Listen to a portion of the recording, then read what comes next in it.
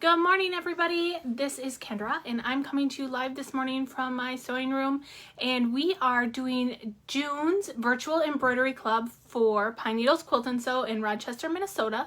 So I will give you just a few minutes for some people to jump on before we get started. So if you are watching, make sure you comment because, as you know, we have door prizes to give away, and I'm just excited to be sewing along with you all this morning. So I see a couple of people are on.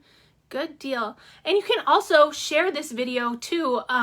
So it is on the Pine Needles Quilt and Sew Facebook page, and you are able to share this video so you can have, maybe you have some friends that like to do embroidery too, and you would like for them to join you.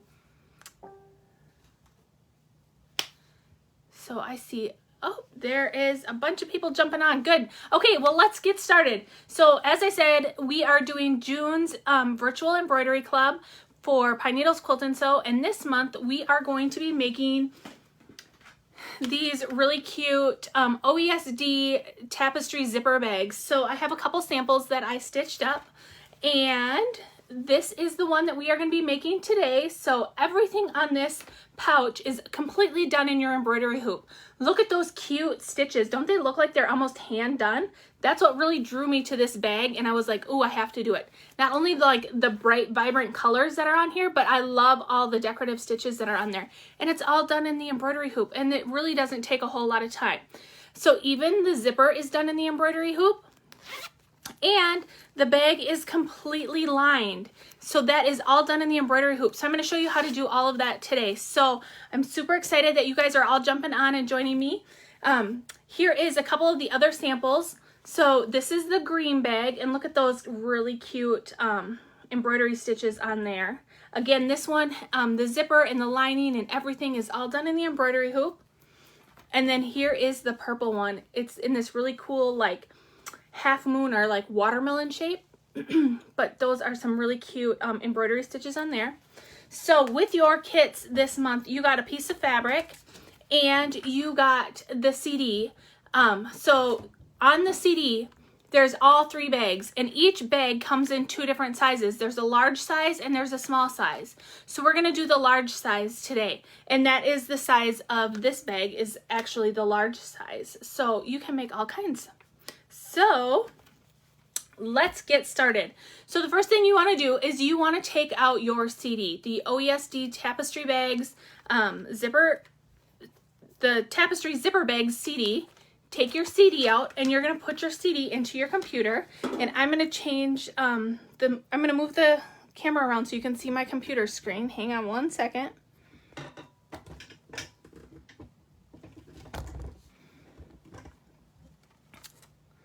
Just gonna shut this light off and zoom you in so you can see my screen a little bit better. Okay, let's put the CD in. So I'm gonna walk you through how to get the designs onto your USB stick.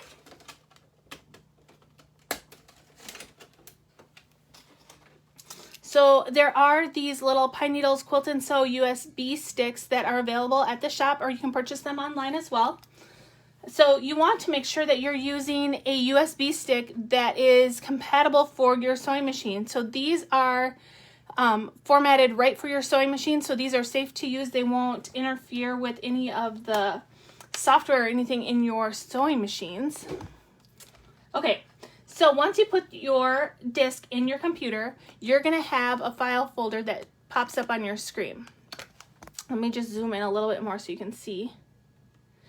And you're going to see all the,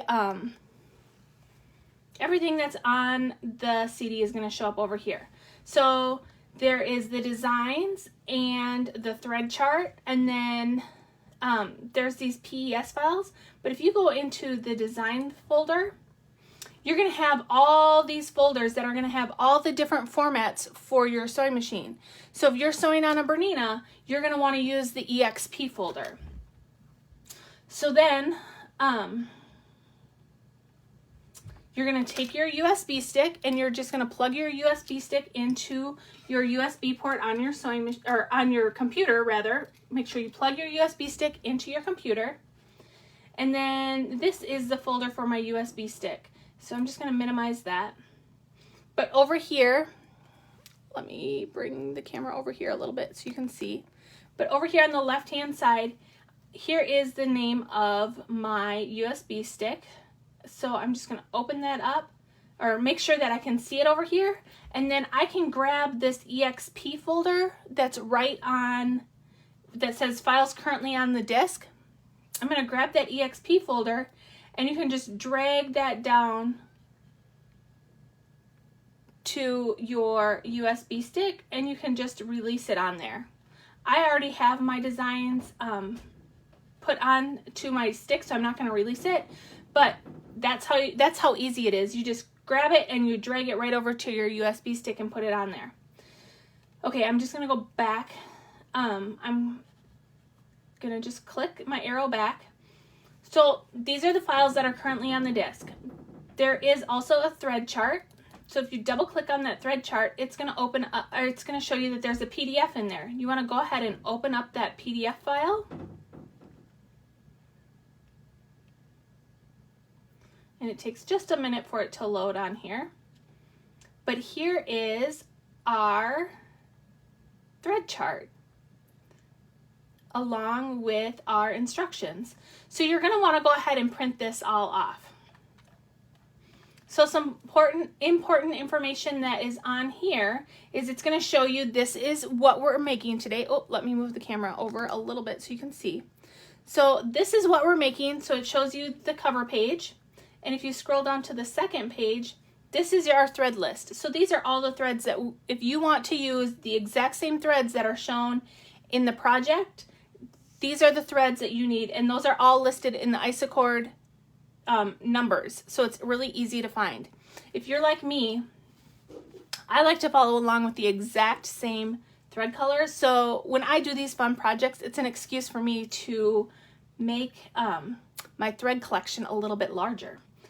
So those are the threads that I have pulled, and then down here it's going to show you the order in which those threads are going to be used for each one of the projects. So this is the purple project, down here is the green project, and again, the multicolored project that we're working on today, those are the threads that we're going to use, and that's the order we're going to use those in. So you want to go ahead and print all of this information off so that you have it handy. And I have mine all printed off right here. Okay, so once you get that printed off, let me bring the camera back around so I can tell you what I got going on here.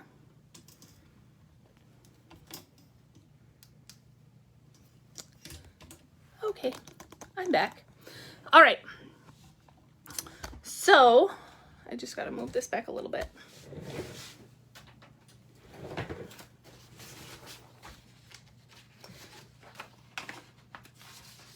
So you're going to want to keep page 4 of your instructions close to your machine, so that way you know which order of the threads. And I like to use my multiple spool holder on the back of my machine, and I'll show you that in a minute, and line all those threads up in order as to the order that I'm going to be using them. Page 5 goes over the supplies that you're going to need. So you're going to need an embroidery hoop for the 6x10 design. And for this project that we're making today, I'm using the maxi hoop for my Bernina machine. And then you're going to use a medium weight tearaway stabilizer, and you're also going to use a fusible woven stabilizer, something like Shapeflex, or I know some of the stabilizers out there, OESD has some and Kimberbell has some of the fusible woven. So you're going to need some of that as well. And then on each bag, or I shouldn't say each bag, but on the instructions, it also tells you how much fabric you need. So you have a strip of blue fabric that came in your kits. That's enough for us to make our large bag with that blue fabric. Some other things that you're going to need is some of the tearaway tape and a press cloth, and I have my press cloth right here. It looks like a piece of batting, but it is really an OESD press cloth. And then you're also going to need like a 10 or 14-inch zipper, and you also have that in your kit.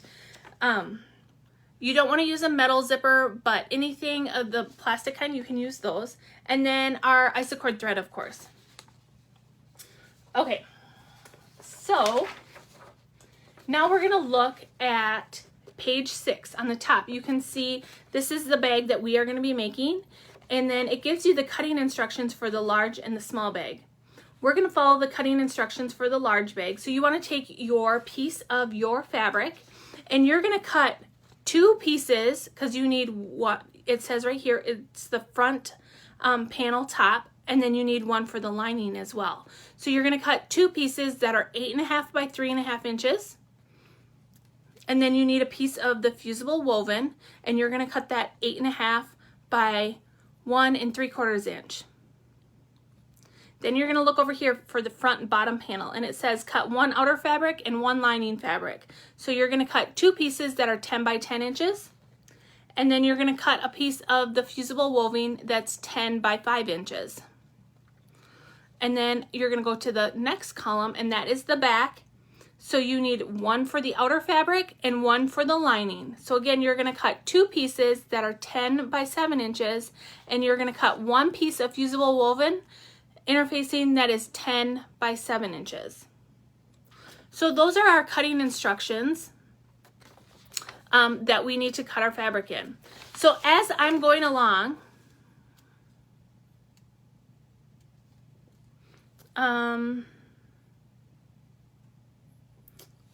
if you have any questions or anything, make sure you just put those in the comments, and I will answer those. If I see them, I'll answer them. If not, I will go back and read through all the comments at the end, and I will answer them all then. I see some people are saying that their the fabric that they have is for the small bag, so it's only enough for, it's maybe only 9 inches wide. So you can just go ahead and cut the size that you need for the small bag. There really isn't that big of, it's not a huge difference between the small and the large bag. So if you want to cut for the small bag, that will be fine. Okay, so it looks like a lot of people are saying that theirs is only 9 inches wide. Okay, so just cut for the small. So you're going to cut 2 pieces that are 7.5 by 3 inches, 2 pieces that are 9 by 9.5 inches, and 2 pieces that are 9 by 6 inches. It will be just fine. And then you can go back later and you can make the large bag, and you can maybe change up the fabric that you're going to use. I know a lot of people have a big stash collection, and it's perfect for making really fast, cute little gifts to give, or just using up those scraps. And if you decide to make one and you make all different colors, make sure you post pictures, because we'd love to see your inspiration.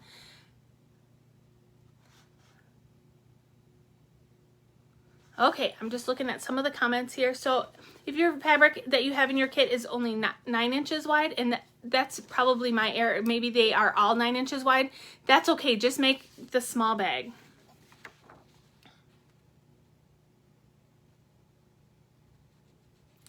I see the shop just commented too that they made the smaller one due to the hoop size requirements. So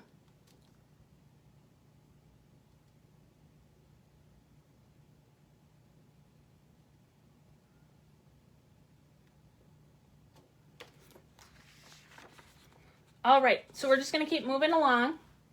And I see Cheryl said she missed how to do the download instructions. So this video is actually being recorded, so it will be posted on the page. So if you just want to watch today, you can come back later and you can sew along and sew at your own pace. You can pause it, you can rewatch it, or watch at your own time, whatever works for you. So it is going to be recorded, so you're not missing anything. If you missed it when I went over it earlier, you can go back and watch it again later. Okay. So I see a couple of people have commented that there isn't enough for the lining. If you have just a scrap that you want to use, you can use just a scrap fabric for your lining, something that coordinates a little bit. So for the lining, for the small, you just need one 9x6" piece. So you're going to need two 7.5x3" pieces, two 9x9.5" pieces, and two 9x6" pieces. Okay, so the first thing that we're going to do is we are going to take some of our fabrics, and my iron is all heated up now. I'm just going to move you over here so I can show you what I got going on.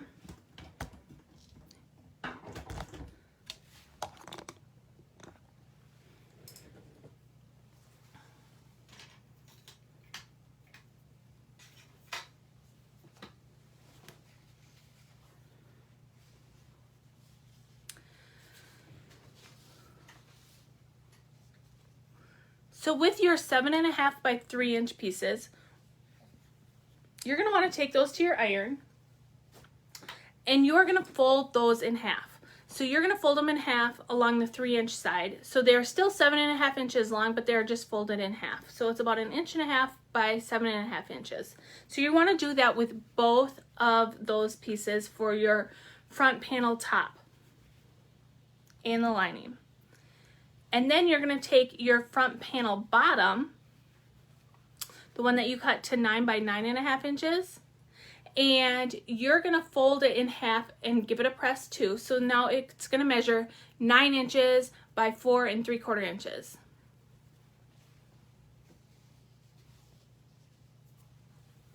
So both pieces are going to measure 9 inches by 4 3/4 once they are folded in half, and you're just going to give them a little press so you have a nice folded edge here. And then you have your back pieces of your 9x6" pieces.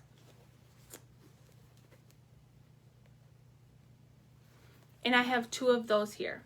So what you want to do is you're going to take one of each of all of those pieces, because we cut that fusible woven as well. So now what I want to do is I'm going to take, this is my smaller piece for my front top, and I'm going to open that up after I have pressed it in half. And this is my fusible woven. In the fusible woven, you can feel on one side like the little bumps. That's the glue. That's the side that goes against the wrong side of your fabric. You don't want that side to go against your iron because you will have a mess. So what you want to do is you just want to lay that fusible woven and line that edge up with your center fold of your seam. And you're going to give it a press just to fuse that in there. So I'm going to give mine a press. I'll move you over here so you can see my iron.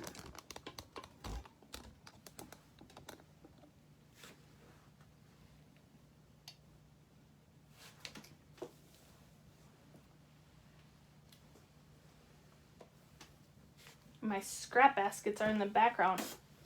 They're overflowing. I need to go through and empty them. So this is a good project to use up some scraps.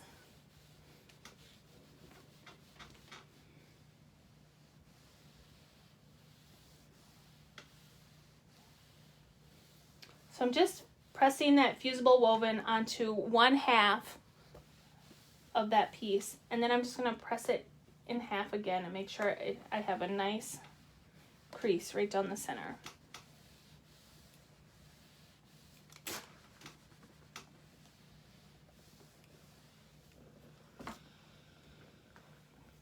And then I'm going to do the same thing with my piece that I folded in half that's 9 by 4.5 inches. Just going to open that up, and you can kind of see the crease in there, and I'm going to take my piece of fusible woven. I'm going to feel the bumps that goes on the side, the wrong side of my fabric. The bumps go down.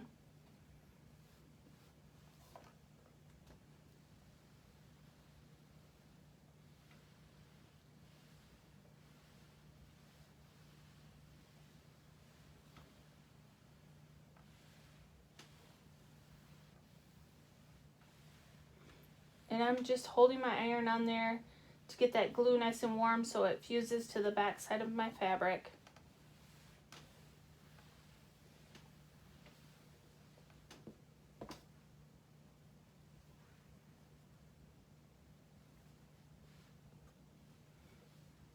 And then I'm just going to give that a press. Fold it in half and give it a press again.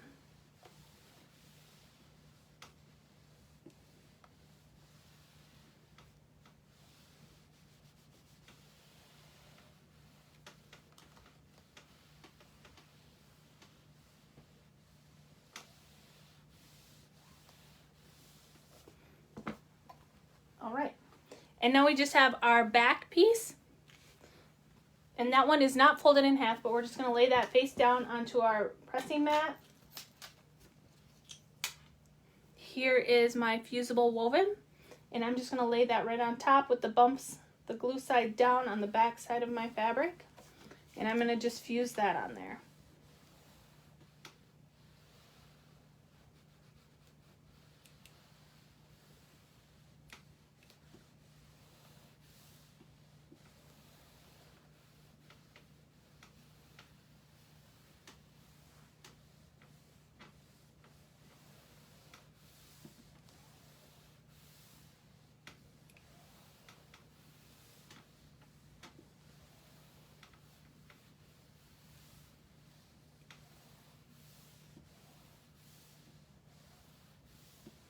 All right, that is all fused on there, fused right to my mat.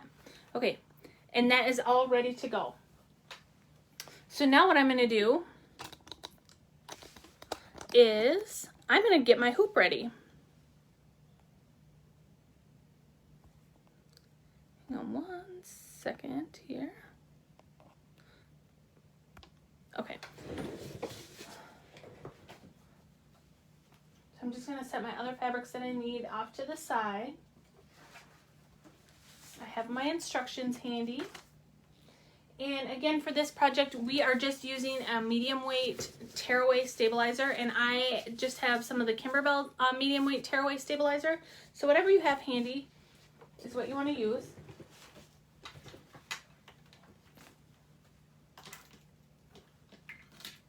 Just move this stuff off. And what I'm going to do is I'm using my master hooper, and I'm just going to take my maxi hoop and I'm going to hoop it on here. So if some of you don't have a maxi hoop, that's why we're doing the smaller size, so that way you can use a smaller size hoop to get your project done. And then I'm just going to take my stabilizer, put it underneath the inner part of my hoop, and I'm just going to pop that in there.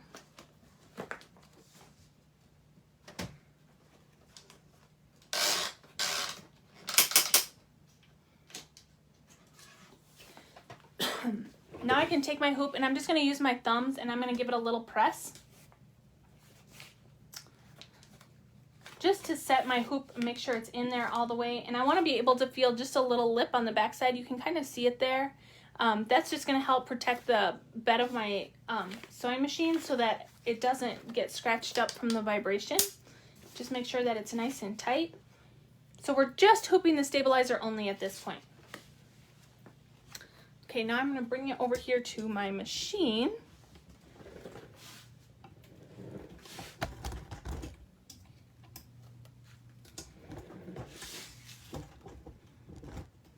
And today I am stitching on my 880. So you're going to want to put your USB stick, and I'm going to show you how to do this. Let me just zoom in on the machine quick here.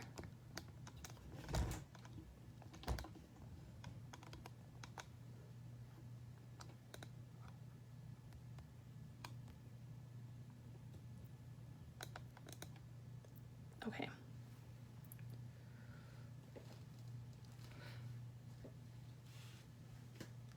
So I see somebody is asking how big is the tearaway stabilizer. I just lay my hoop on my stabilizer and I just cut it to make sure that I have enough that's going to fit the size of my hoop. I don't measure an exact measurement for my stabilizer. I just kind of eyeball it. So I'll unroll it, lay my hoop on there, make sure my hoop fits, and then I'll just cut it. Excuse me. Okay, so what we want to do is put our USB sticks into our machines, and up at the top on my Bernina I have a little folder that, or a little tab that shows a sewing machine, and right next to it is a little tab that shows a USB stick. I want to select the USB stick.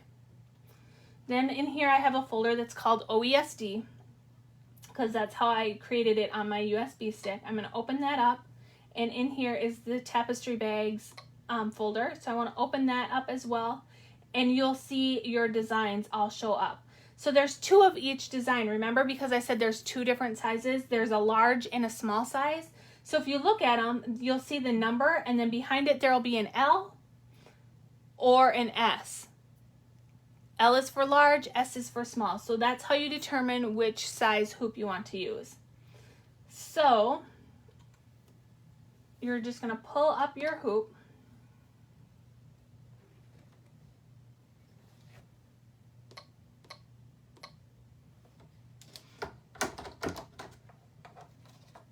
And I'm using my maxi hoop today. And you're just going to tell your machine that you're ready to sew by just touching the needle. So in my bobbin, I just have the white bobbin thread. It's the OESD bobbin thread. That's what is on my bobbin. And then I looked at my thread chart on my instructions.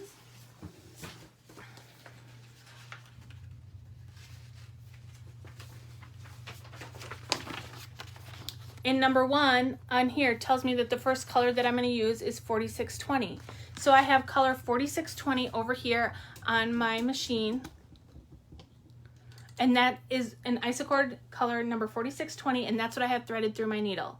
You can see back here is my multiple spool holder, and I have all my threads in the order that I'm going to use them. So that's how I like to set it all up, so that way I can keep it straight as to which color comes next. Excuse me. Okay.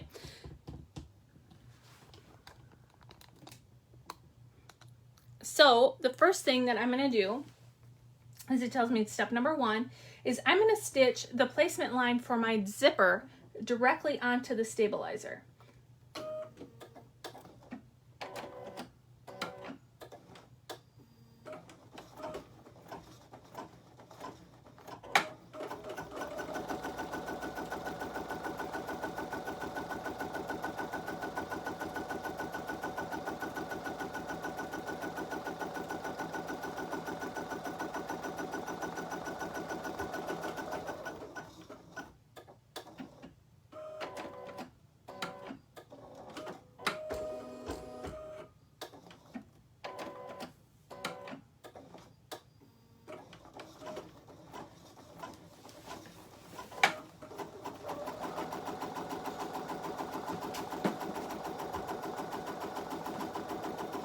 While that's finishing stitching out directly on the stabilizer, I'm going to grab my zipper, and I want that handy.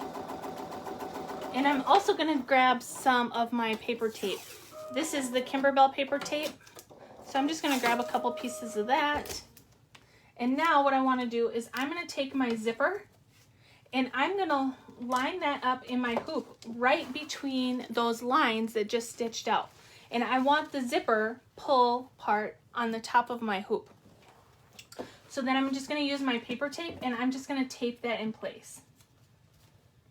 And that zipper will fit right in between those lines that just stitched out on your stabilizer.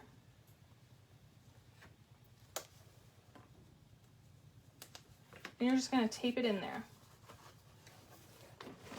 So now it looks just like this in my hoop. I'm going to put my hoop back on my machine, and I'm going to tack that zipper down with stitch number 2, and it's still in the same color, the 4620.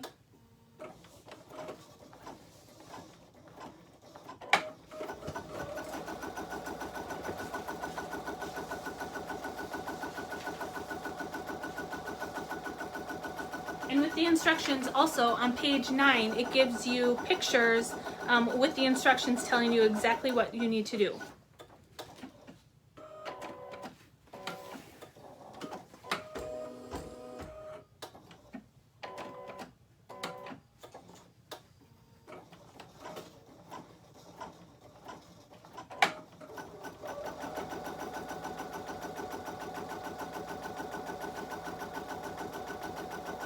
While it's finishing tacking down your zipper, you can get your pieces of your fabric that we put that fusible interfacing on.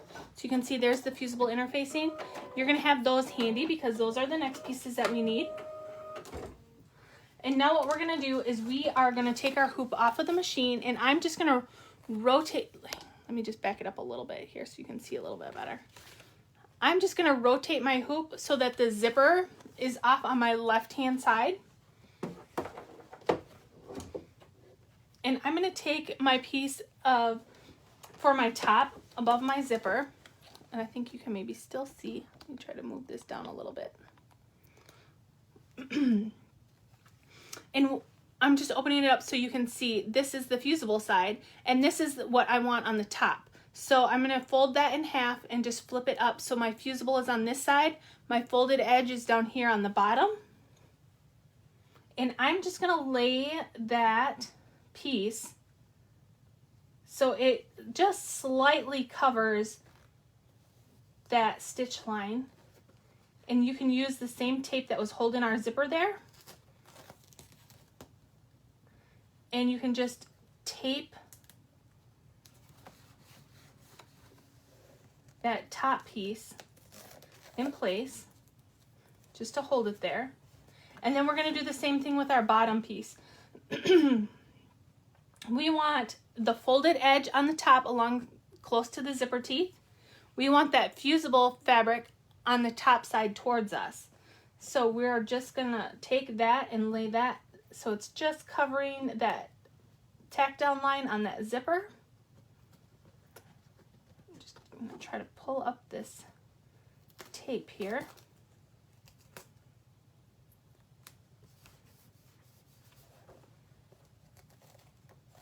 And you're just going to tape that and hold it in place. So now it looks like that in my hoop. It's all taped in there and it's ready to go. So I'm still going to keep the same color thread in my needle. I'm going to put my hoop back on the machine, and I'm just going to tack these pieces of fabric in place.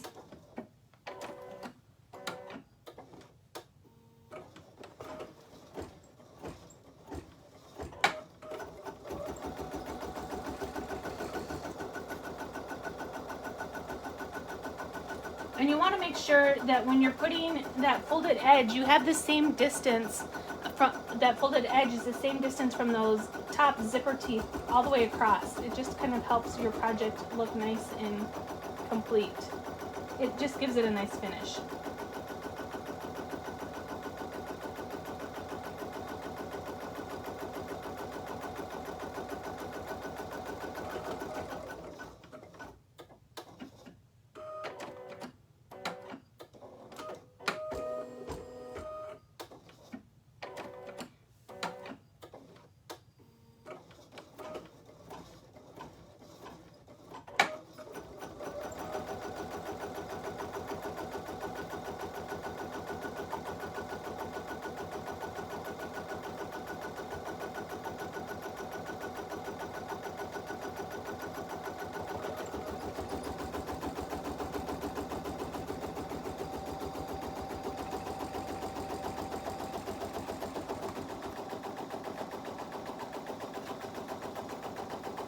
And I'm just making sure that my fabric is laying nice and smooth and I don't have any little bubbles or anything.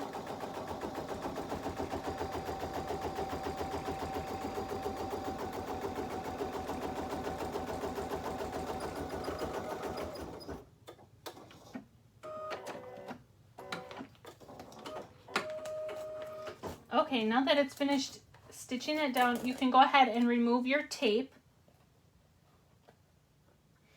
And if it's stitched over the top of your tape, that's okay. It's a tearaway tape, so it will just tear right away from those stitches. And if you have to use a little tweezers to get in there and grab like a little piece of tape, like I might have to do, oh, I got it.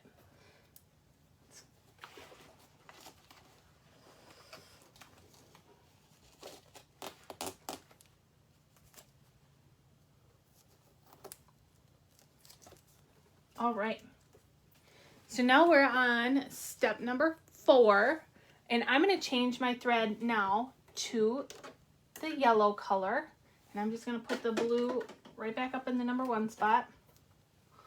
And this is color 0713 from Isacord.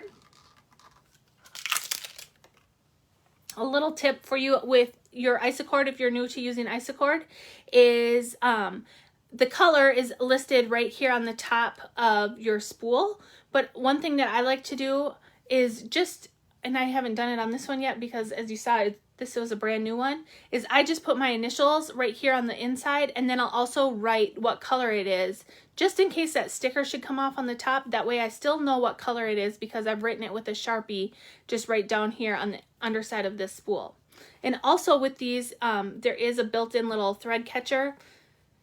You just unpop the bottom of this spool, you just pull it down, and then you can unwrap your thread from around the bottom. It just holds it there to keep it nice and tidy, and then you just pop it back up. So that's a little tip with the Isacord. So I'm just gonna put this yellow thread through my needle.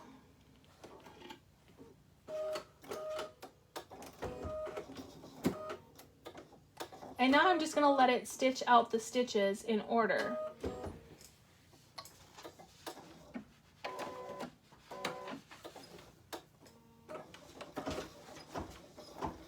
So steps 4 through 11 is just following that thread chart.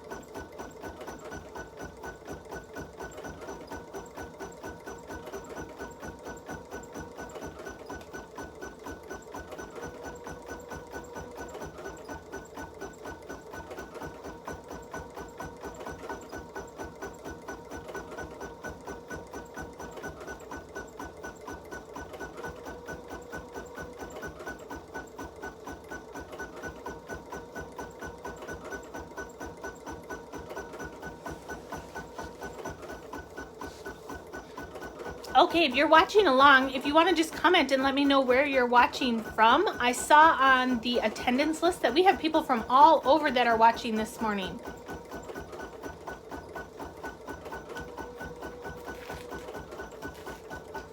I'm just going to tear this out of the way so you can maybe see a little bit better. And I'm going to try shutting this light off.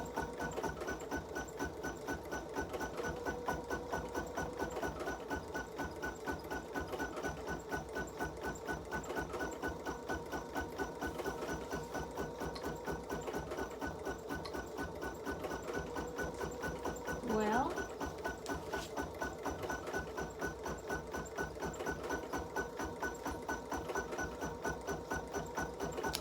Oregon and Minnesota and Virginia and Texas, from all over.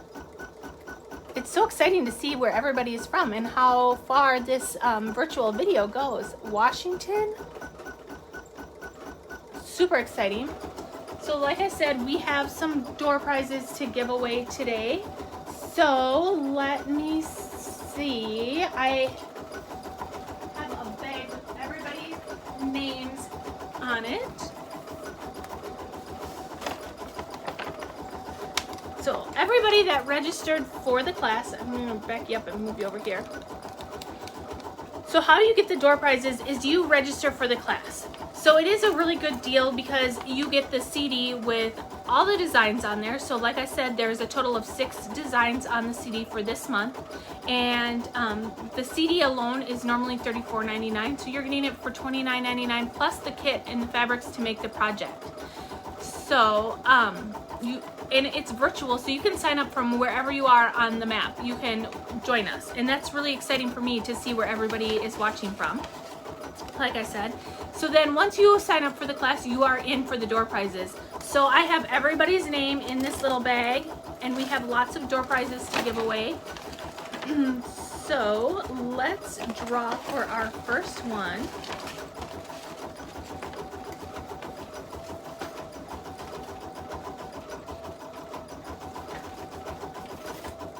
And our first door prize today is this super cute little Riley Blake. It's like these cute little speckled fabrics. It's a little charm pack. You can see some of the fun colors that are in there. Super cute. So the winner of this little charm pack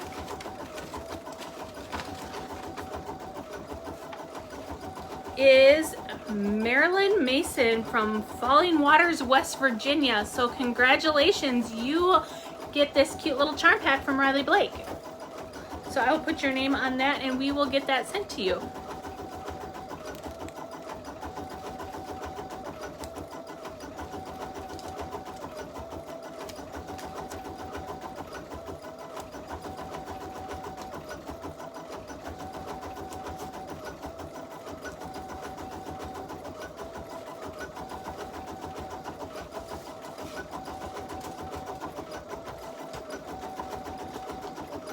And our machine is just stitching away. It's so fun to see these stitches and your project just come to life.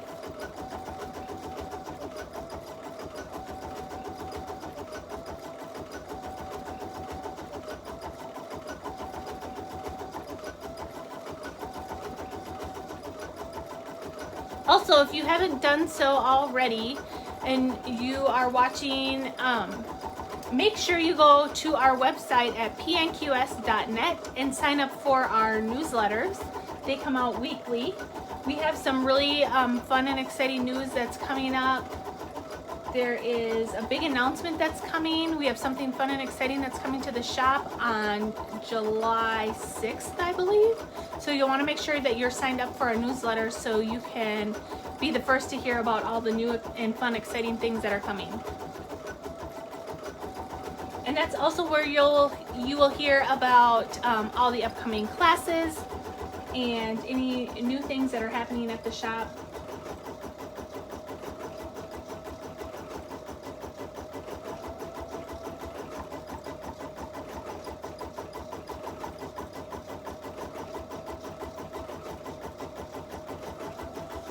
And again, if you decide to make this and you make it in your own fabrics or your own thread colors, make sure you post a picture so that we can all see it. We'd love to see it. That's our way of doing like virtual show and tell. I see Judy's asking, can any cotton fabric be used for the base of the bags? Yes, any cotton fabric can be used. This is just regular quilting cotton that we're using. So you can use any, and I think you're talking about for the lining. So any cotton fabric would be good for the lining. Sometimes it's fun to change it up a little bit and put something fun and exciting on the inside that you wouldn't expect, so that you have a little surprise when you open up that zipper.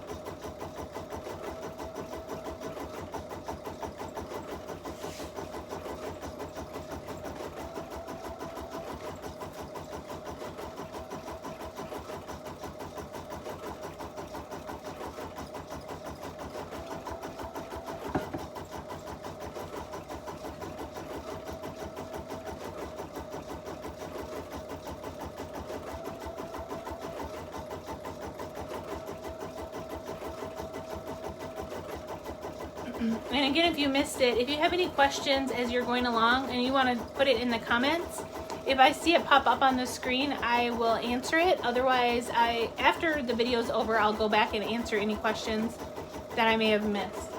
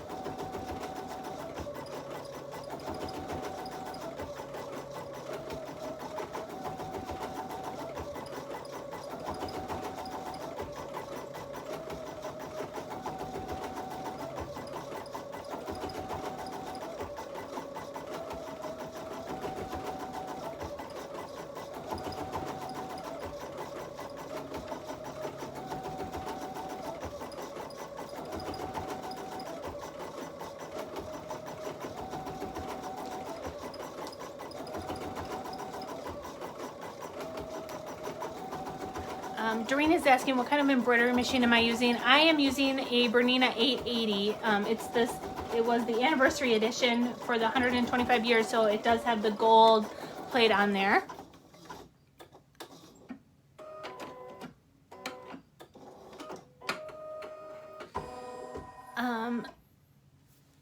Okay, so now we're going to number 5, so I can just put my yellow thread out of the way. I'm going to grab my next color, which is 0670.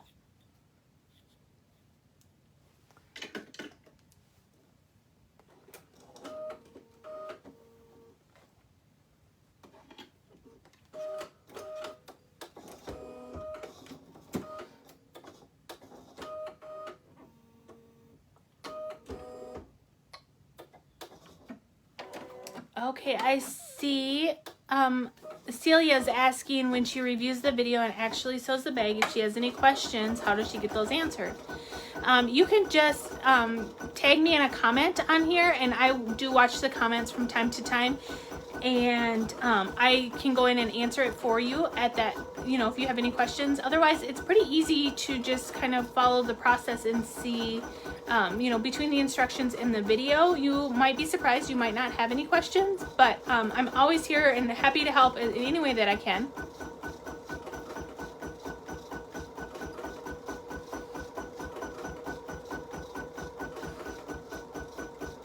Martha's saying she can't get this 770 to start stitching. Make sure, if it's blinking on your presser foot and your plate, make sure that you have the right presser foot and the right plate on.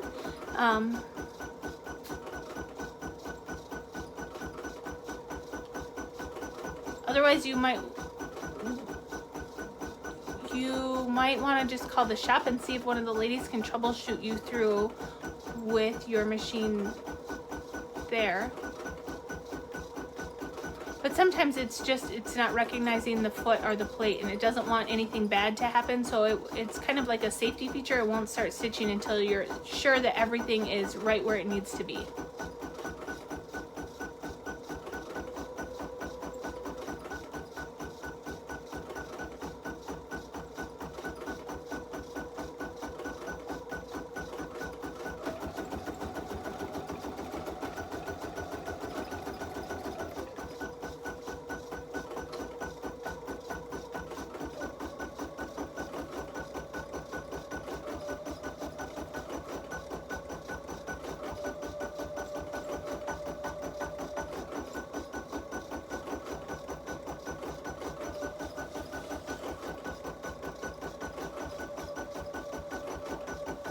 All right, I think we should do another door prize.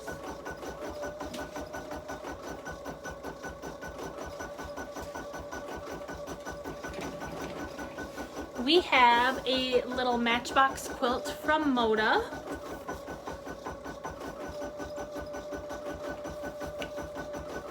These are cute little fast sew up kits.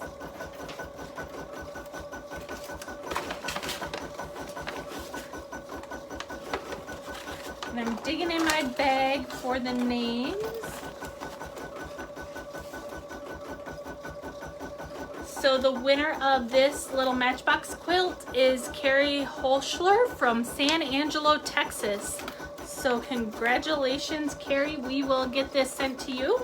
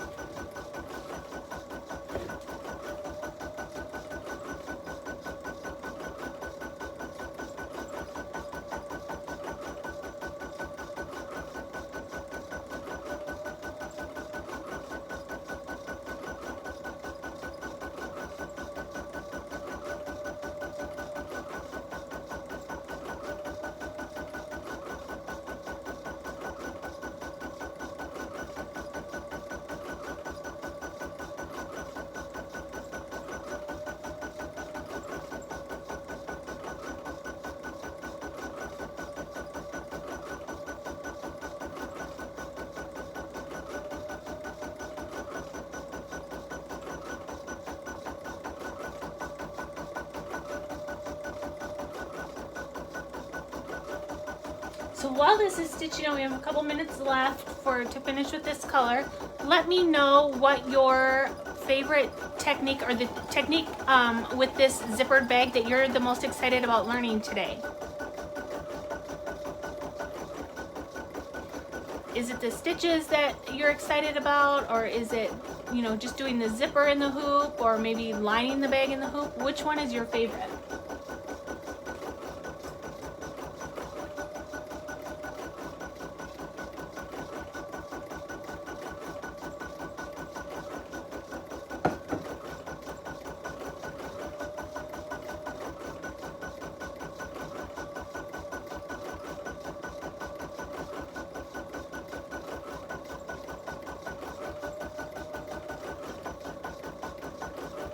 The whole process, that's awesome. I love the whole process too.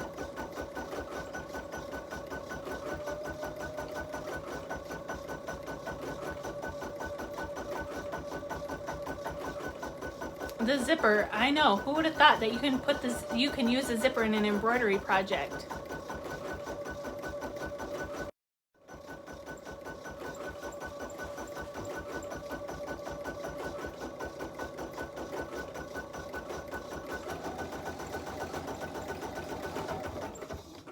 I think it's fun just being able to sit back and watch your machine do all the work.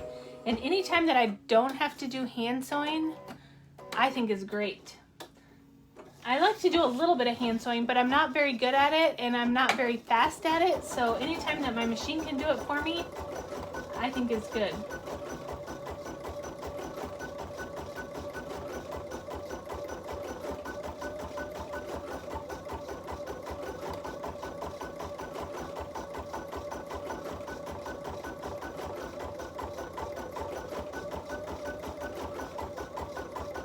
And I love all these decorative stitches too.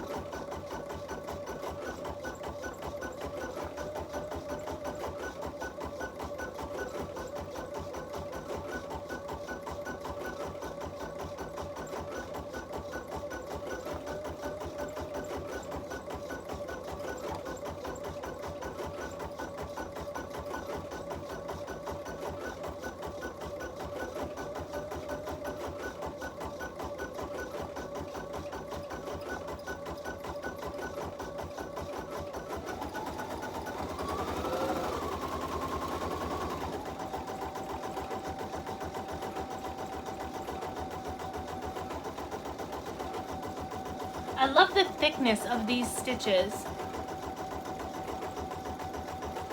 I see, like, just like Jeff just commented, the stitching that it's doing right now, it does really pop because it makes it nice and thick, so it does look like actual like embroidery floss was used to hand stitch these. And the color combinations are really fun, Marilyn, I agree.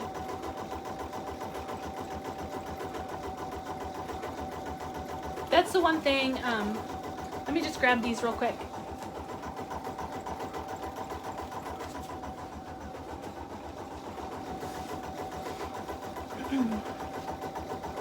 So like these fun color combinations and how it's doing like this stitch, it looks like a really thick satin stitch almost, but it looks like that embroidery floss. I don't know if you can see it that close, but I love the color combinations. Like for this green one, how it does like the ombre effect from the dark to the light on the bottom. That's kind of fun. And just all the different shades of purple on here, like how fun is that? And I love that with these thread charts, it takes that guesswork out of it. So if you want to follow the thread chart, you kind of know exactly which way to go in. But you could also just look at, if you know which ones are your darkest shades and which ones are your medium shades and which ones are your light shades, you could do this in any color. So it would be really fun. I know, Penny, wasn't that zipper easy? Like the placement and everything is absolutely perfect. I agree, Judy. It looks like a braid sewn right into the fabric almost. It's so pretty. And it's just like the quality of those stitches, like even on here, like it's so good. Like you can make these for your friends and they're not even gonna believe that you made them. So look out, Vera Bradley, here you come. Like really, these are really cute.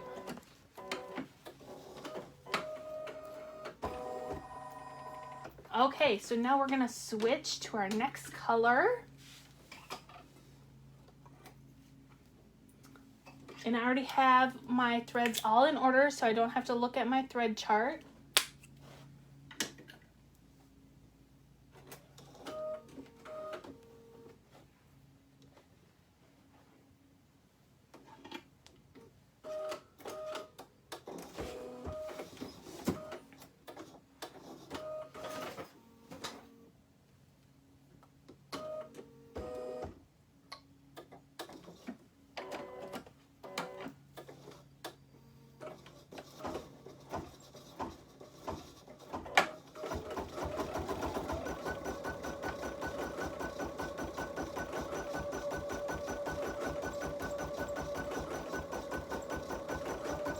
And when I chose my yellow zipper for this, I really had no idea that that yellow was so close to the color yellow that thread that I used, so it looks really nice.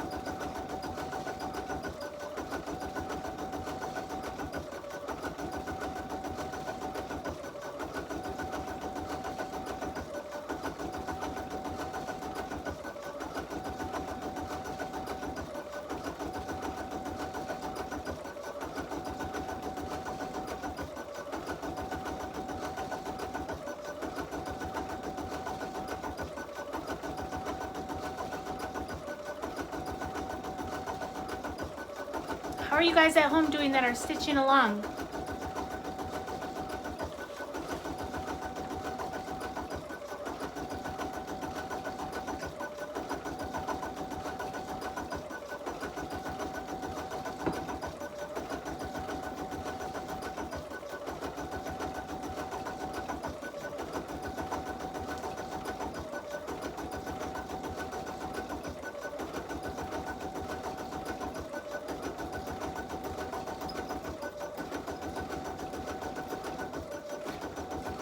If you want to type in the comments and let me know what you plan to use your zipper pouch for, you might give somebody an idea that they didn't think of, or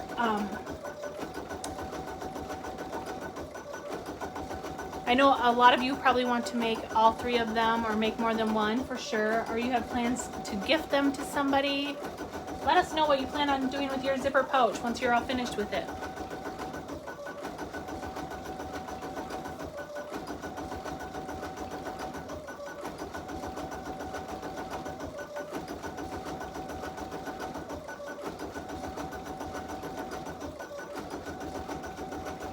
Christmas gifts, I think that's a great idea. Gifts for granddaughters, they will love those. Judy says hers is looking good. That's good.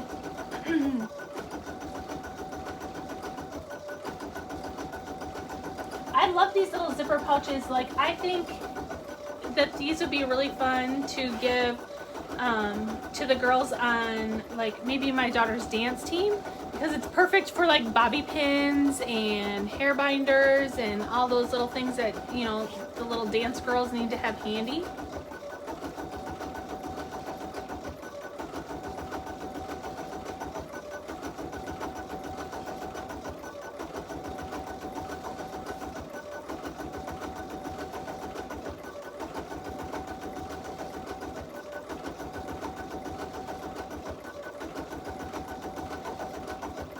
Yes, cosmetics bag is great. Yes. They're just super fun to give as gifts.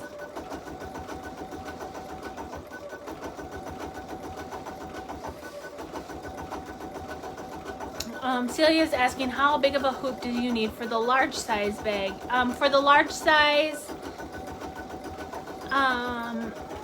you would need like a maxi hoop or a mega hoop or a jumbo hoop on a Bernina machine. So any like a 6x10 size is good. You will always be able to tell what size hoop you need by just putting your hoop on and selecting the design. If there's a red outline around your hoop on your screen of your machine, then you know that that hoop is not big enough.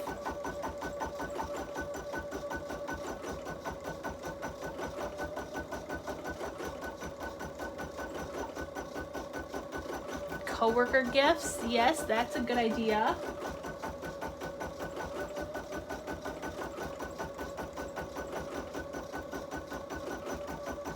We have lots of door prizes to give away, so I'm just going to keep on giving them away while we're waiting while it's stitching.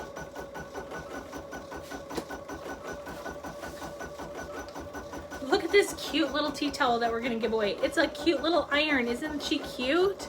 And it has these cute little stripes on there. So this is our next door prize that we're giving away. Let me reach in my bag and pull out a name.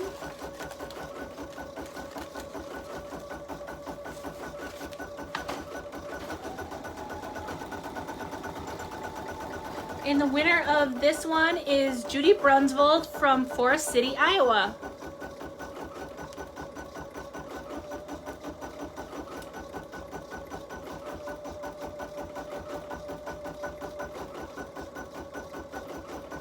So congratulations, Judy. We'll get this tea towel to you. Super cute.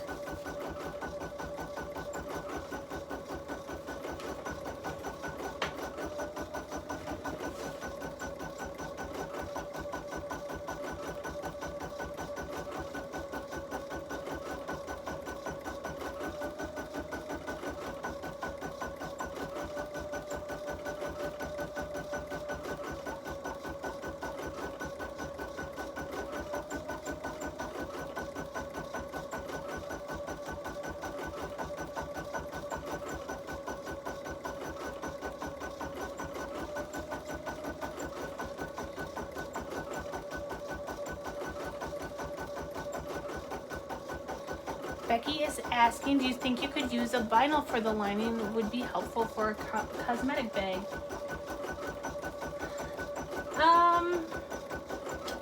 If you're using like the vinyl fabric, I think you could use that.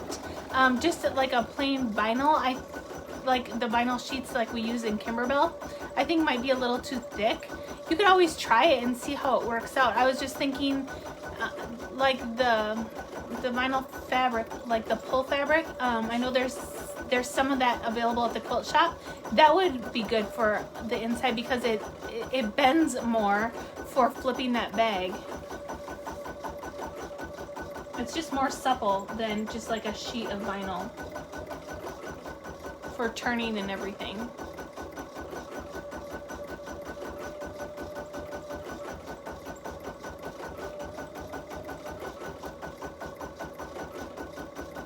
So I guess it would just depend on the vinyl that you use, you know, how thick it is.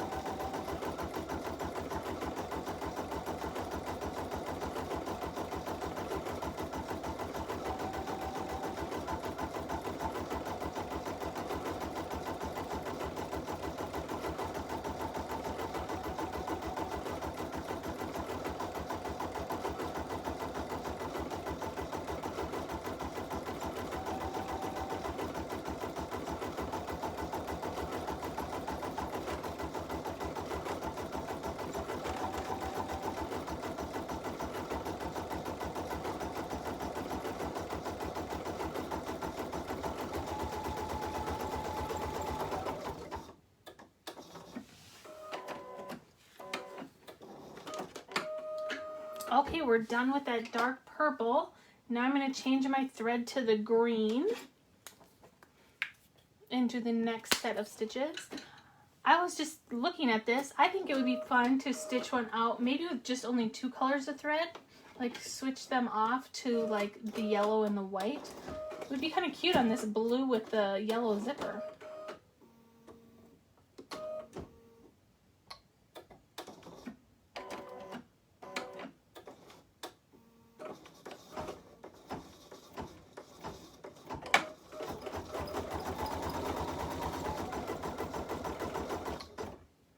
Oh, we do use a lot of bobbin thread. That's for sure. So I'm just going to quickly fill my bobbin.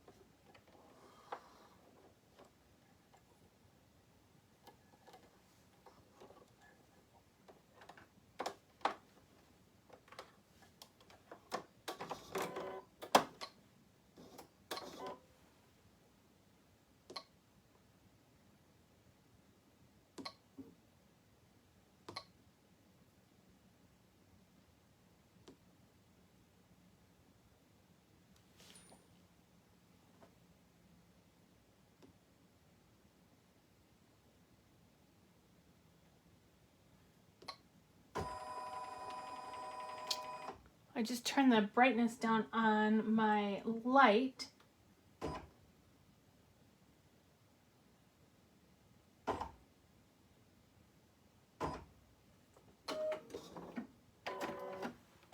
So it might be easier to see.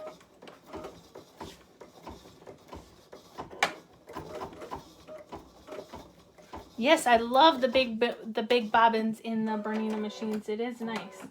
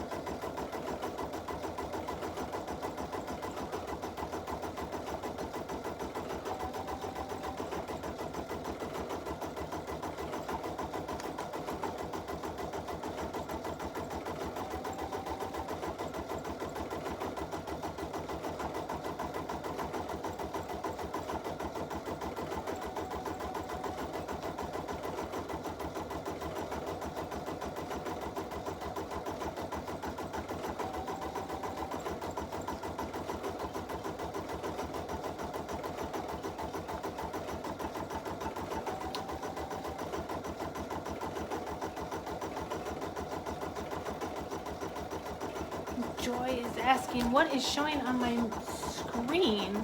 Well, I was just filling my bobbin and I just went in to go turn the brightness of my light down through my settings so that I didn't have so much of a glare. I don't know if maybe that is what you were looking at when you saw that on there. Or, oh, I see, Joy's commenting.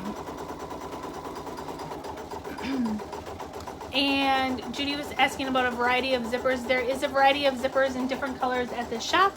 If you would like to get some different colors to make some different bags, that is available.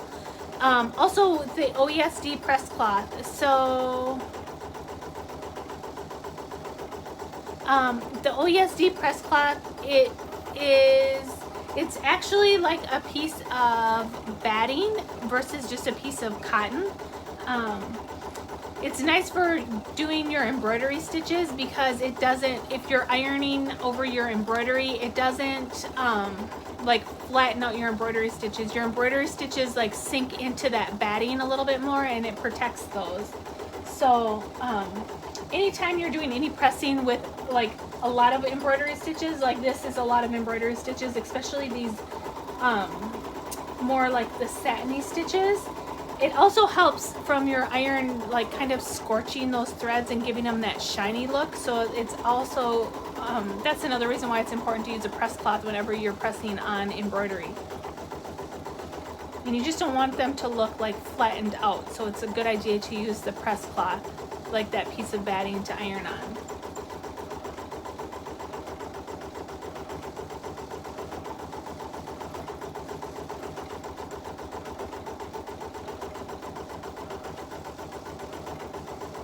I shouldn't say like the piece of batting. It has a feel to it like batting, but it's not batting. It is the press cloth. They're at the shop. They're fairly inexpensive. And once you do purchase them, it is a good idea just to take it to your machine. Use a thread color that you like and do a stitch around the outside of one of your favorite decorative stitches, and that way you will be able to keep it apart from like a scrap piece of batting, because I've heard of some people that had thought it was a scrap piece of batting and used it for a bag or a pot holder or something like that. So if you purchase the press cloth, you want to make sure that you have it marked as your press cloth and it doesn't accidentally get used as a piece of batting. All right, let's do another door prize drawing.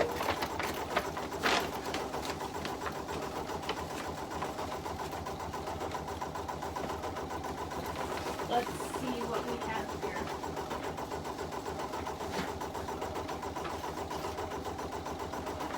So this is a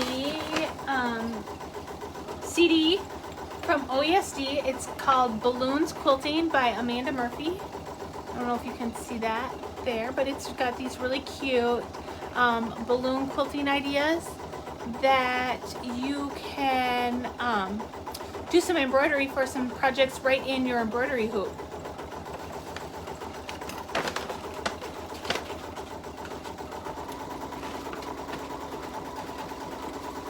And Marilyn says she just got on.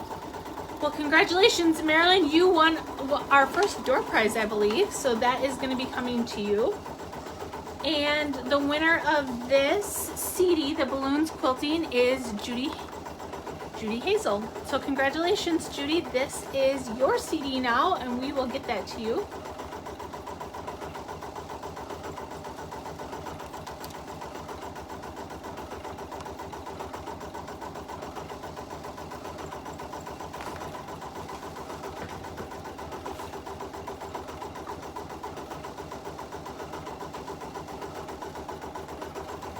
Since Marilyn said she just jumped on, this is what you won. You won this cute little speckled Riley Blake charm pack. So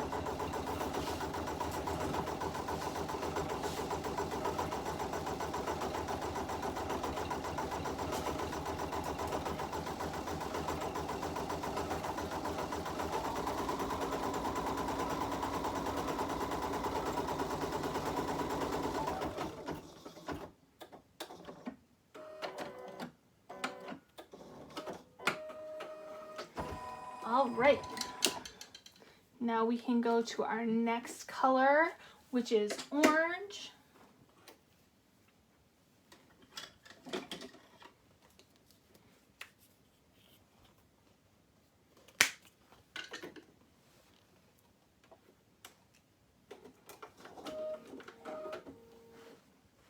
These decorative stitches are so much fun. It's so fun to see it start coming to life.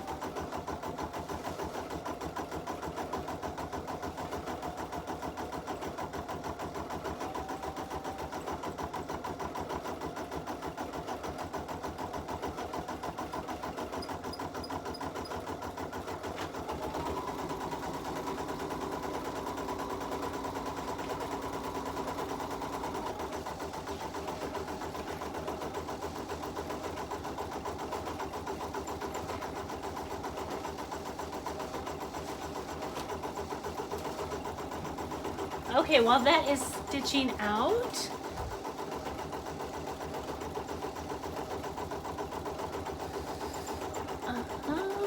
Marilyn is asking about Summer Nights, which is a Kimberbell event that we are doing virtual tomorrow, and that starts tomorrow morning at 10 a.m. Central Time. And all you need is your kit. Everything you need is in there. You don't need any extra fabrics or anything. Okay, so what I want to tell you about real quickly is our next virtual embroidery club. So if you're just watching this time, and this is your first time watching maybe, every month we do a virtual embroidery club, and our next one is happening at 10 a.m. on July 16th. It's usually on a Friday morning at 10 a.m. Central Time.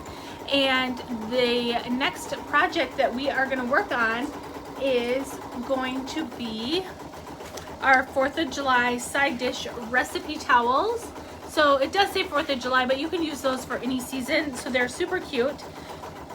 Here's a sample of one that I stitched out. You can see we use these really cute little gingham check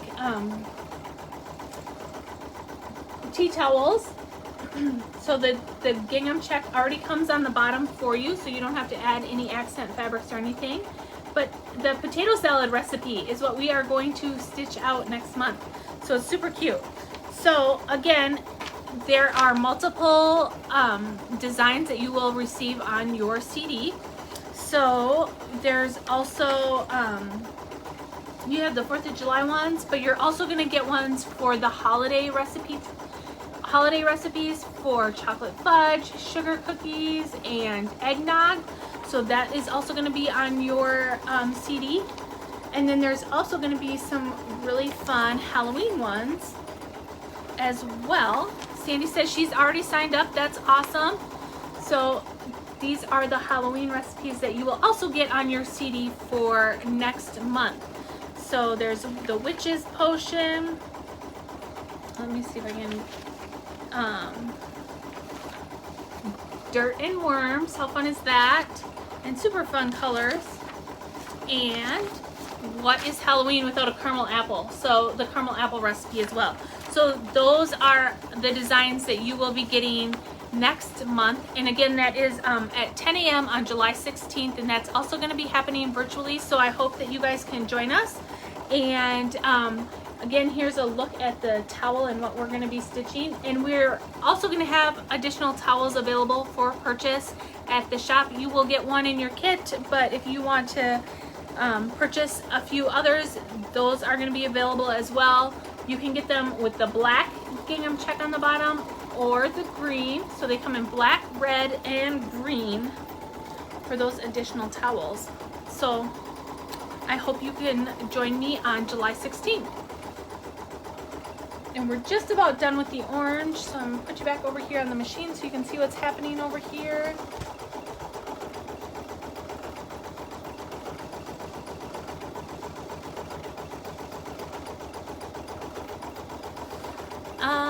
Celia's asking how big of a hoop do you need for the July class? You can do these in a large oval hoop.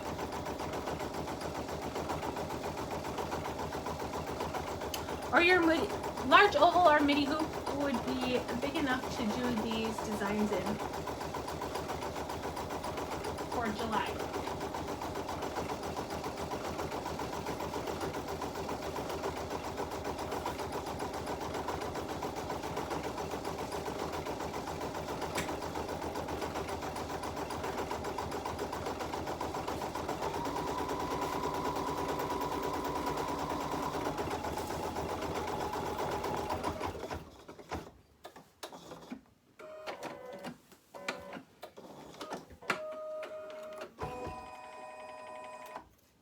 We're done with the orange, and now we're on to the purple.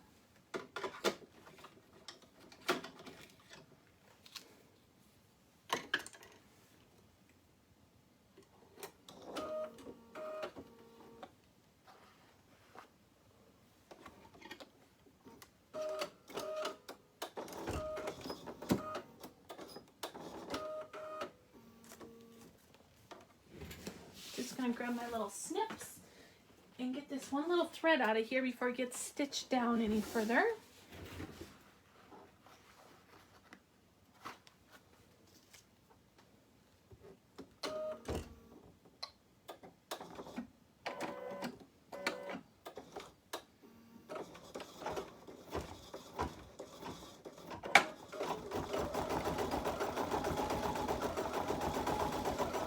So there's still plenty of time to sign up for the July class. If you know of anybody that would enjoy making those tea towels that has an embroidery machine and you wanted to, you can share this video with them and let them know that there is another class coming monthly so that they have time to sign up and get their kits and their patterns.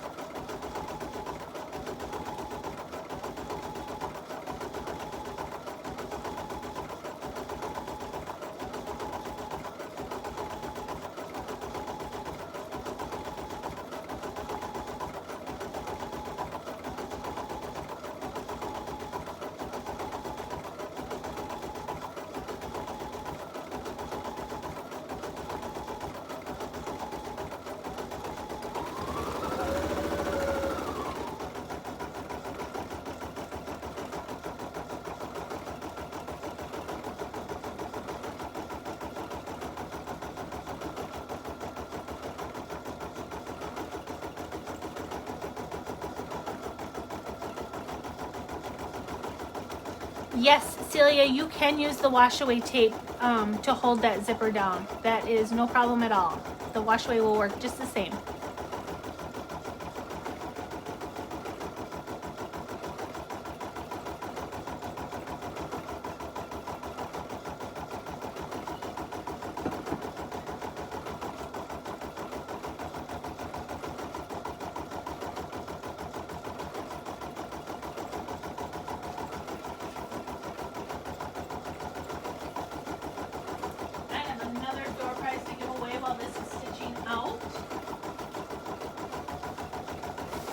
We have the July Ruby Birthstone that comes with all the fabrics and the pattern to make this 17 by 17 inch block. Sorry, there's a glare. I'm trying to get it so there's no glare. But this would make a nice little wall hanging with the July Birthstone, which is the ruby. So the complete kit is in here. And the winner of that kit, you draw out of my little bag of names, is Janice Scanyon from Sarasota, Florida. So congratulations, Janice. We will get this sent off to you.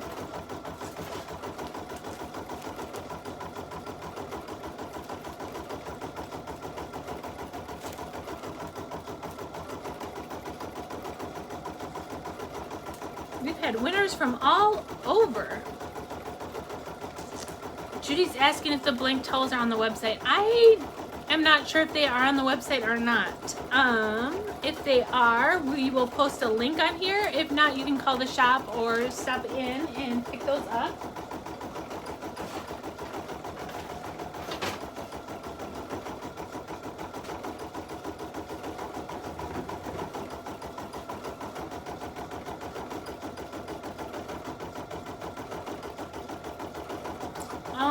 Marilyn is asking about the embroidery discount code. We do not have an embroidery discount code today.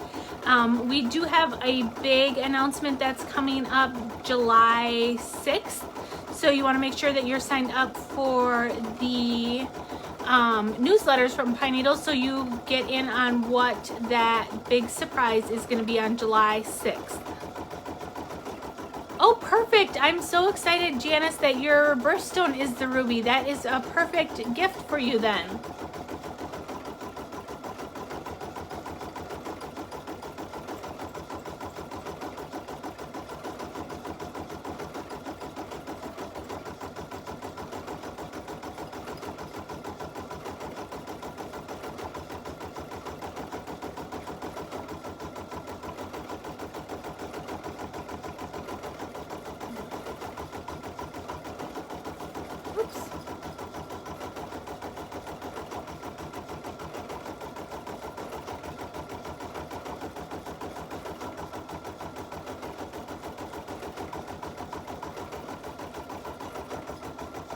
I just love the feel of these embroidery stitches because it's just a longer stitch and they just have such a nice feel to them.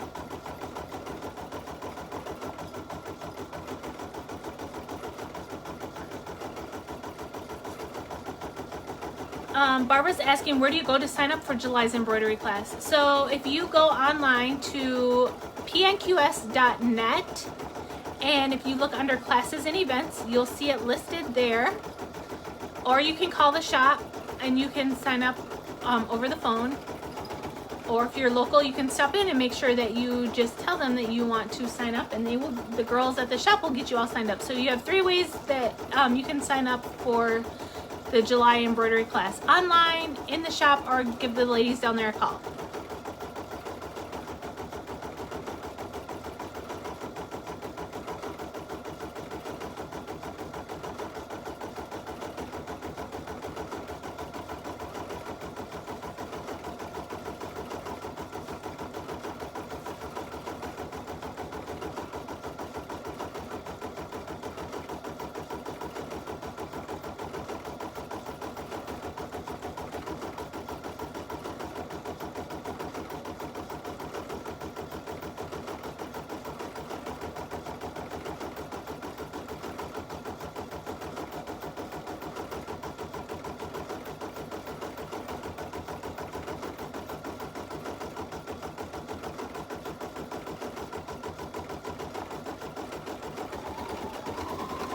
Carrie says she's all signed up for the July event. That's awesome. I'm so excited to sew with you guys all again in July.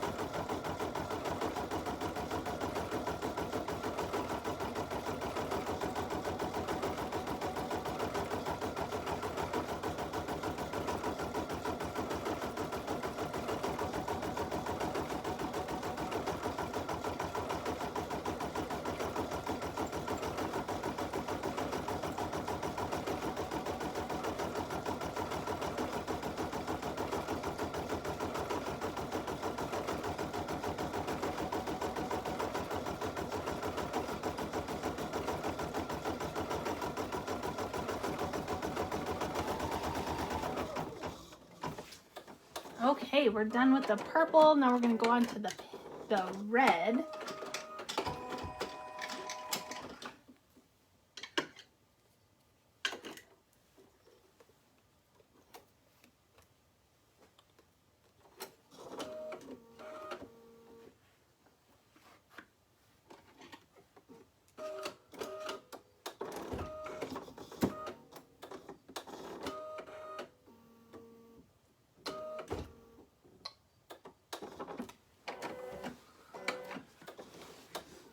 We're almost done with our stitching.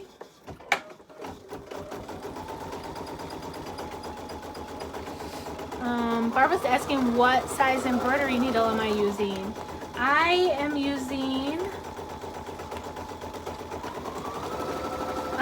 my go-to embroidery needles are let me pull them out here. I like the 8012. This is not what I'm using. I think maybe this might be my last one.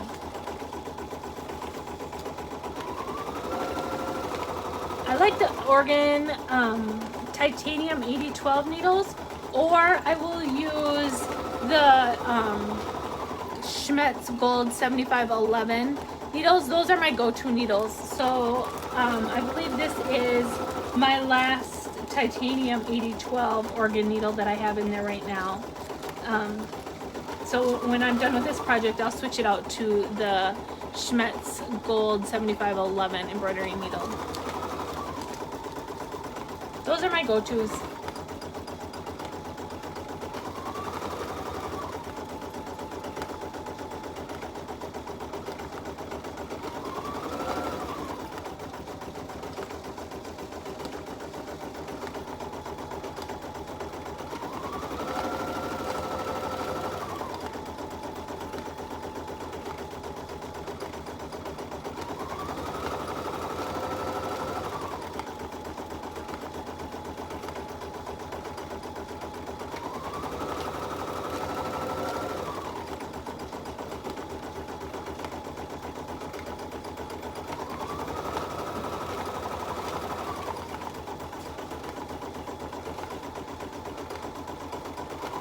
I have another door prize to give away. I have a Homegrown Happiness tea towel from the Bloomin' Bunch. And this tea towel will go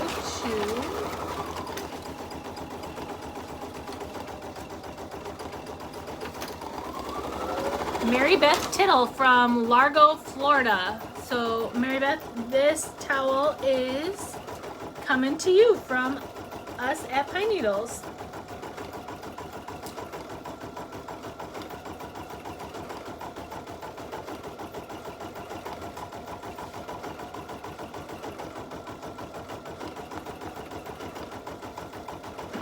Again, if you are just tuning in to watch us and you notice that we give away the door prizes and you would like to be in for the door prizes for next month in July, the way you get those is you just make sure that you are signed up for the class, and then your name gets entered in for the drawings for the door prizes. So if you'd like to join us in July, make sure you either go online, call the shop, or stop in and make sure that they get you added to the attendance list for the July embroidery class, and that gets you the CD and a tea towel to make your project.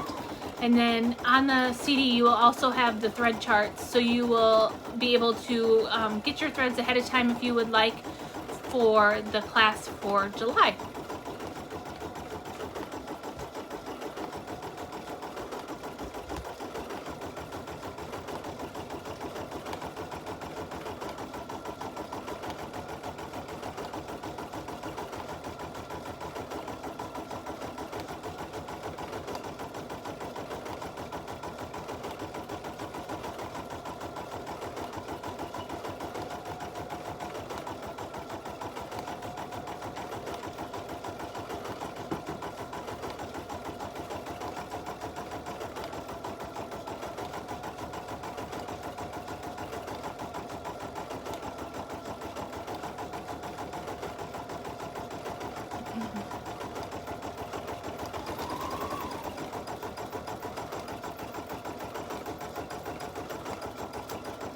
Ginger's just tuning in to watch us. Hello, Ginger. So glad you could make it.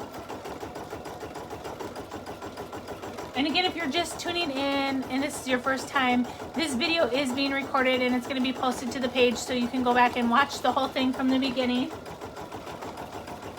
Or if you want to sew along with it, you can pause it and sew a little bit and just watch right at your own pace.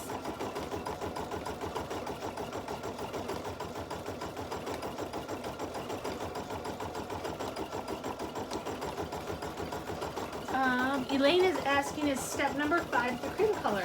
So if you lose track, you can always look at your thread chart and it does have the numbers, and thread number 5 is the cream detail, color number 0670. So that's how you can tell. Just follow along on your thread chart, or the tip that I gave earlier is I like to use my thread chart and then I line up all my colors in order across my, let me turn this so you can see, across my multiple spool holder back here, so I don't have to follow this as closely. I can just leave my colors up here. So I have 1, 2, 3, 4, 5, 6, 7, 8 is what I'm using right now, and 9. So all my colors are back here. And yes, there are 14 and I only have 3 colors on there, but that's because this 4620 is used 3 times here at the front and it's used 3 times down here at the bottom.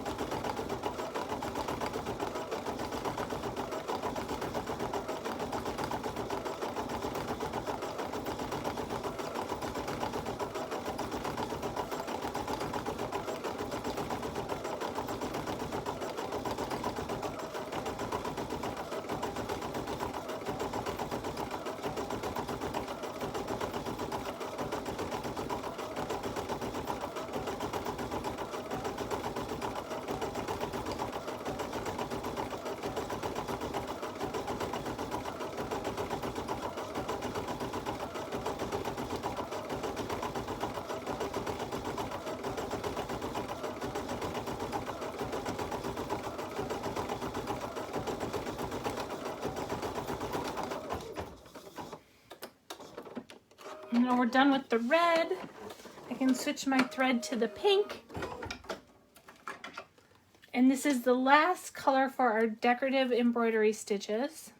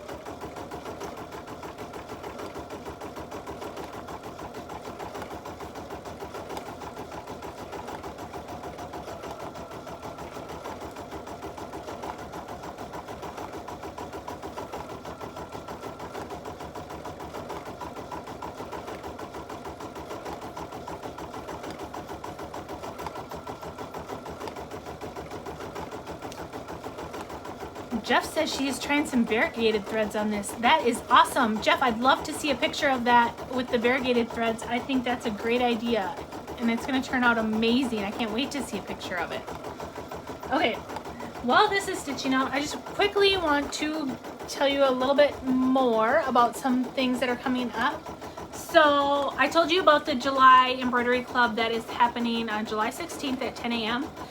But I also want to tell you that in August we are having our virtual embroidery club, and that is going to be our catch-up month. So that's going to be the month if you are just joining us and you missed out on our virtual embroidery clubs back from January until now, and you want to get those designs as well, we'll go over all of the fun things that we have done from January up until August, and you will be able to purchase those designs as well. So that's going to be the catch-up month, and that's happening on August 20th. So make sure you're watching Facebook and you're signed up for the newsletters, because all the information will be posted so that you have time to sign up and get everything that you need for that class as well. So, and another good thing is just knowing what's happening at our shop. And the best way to find that out is watching those Facebook Live videos with Marcia and Joy on Wednesdays at 1 o'clock, and getting the newsletters. And if you're local, just stopping in every once in a while and seeing what's new. There's new fabrics that are coming into the shop every day.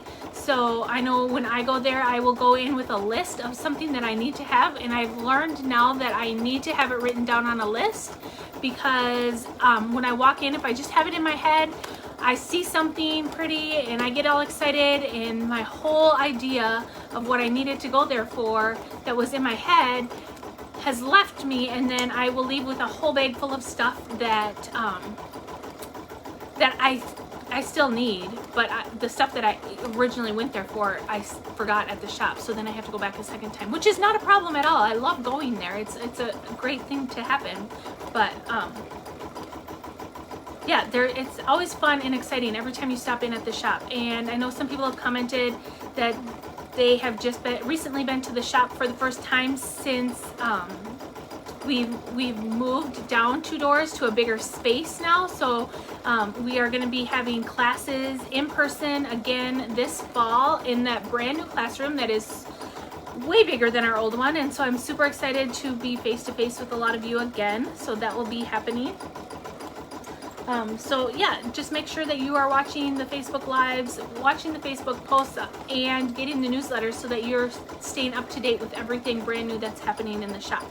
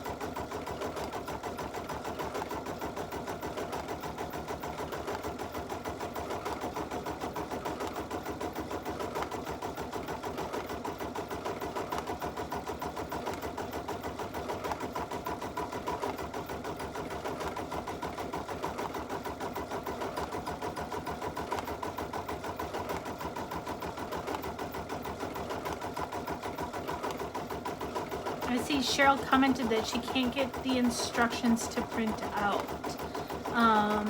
Is it that you can't get the PDF file to pull up, or you are able to get the PDF, you just can't get it to print out?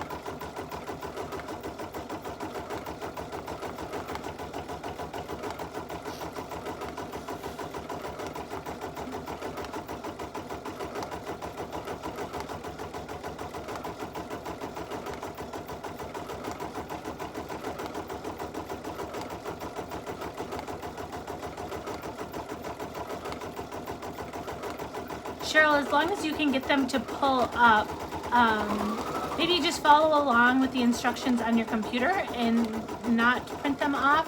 As long as you can see them, that's the main thing.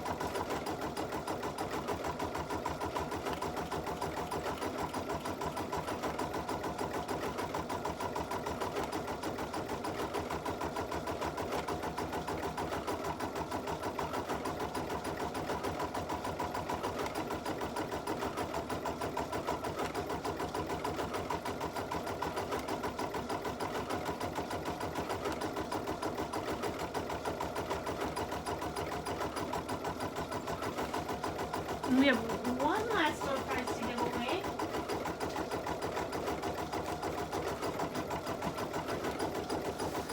I have a stack of 7 fat quarters from the Roots of Love collection. So there's some really cute fabrics in here. So again, there's 7 fat quarters in here in this little bundle. And let me grab my bag and see who the winner of this is.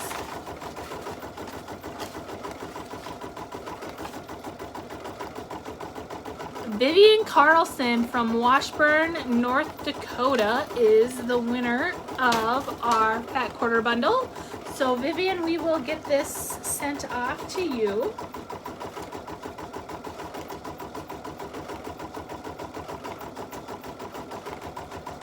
We've had winners from all across the map today. That's exciting.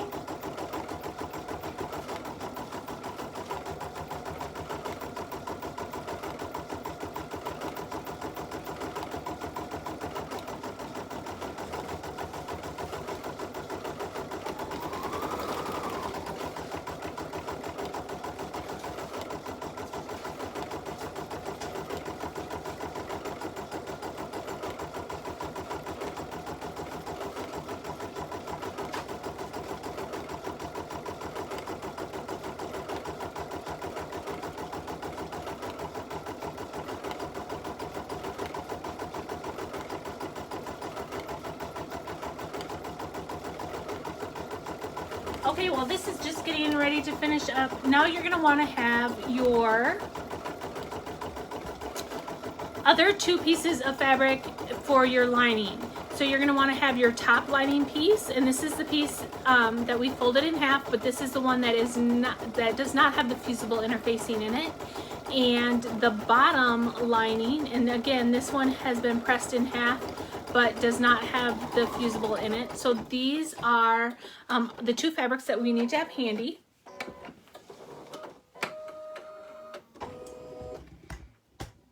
I'm just gonna back it up a little bit. Okay, so now what we need to do is we need to take our hoop off of the machine, and we are gonna turn our hoop over to the back side. So we wanna be looking at the back side of our hoop. And we are gonna use some more of our tape. And we're going to take our top piece that is folded in half. The folded edge is down here at the bottom. My raw edge is up here at the top. And I'm just going to take that, and you can see where your zipper is and where your zipper teeth are.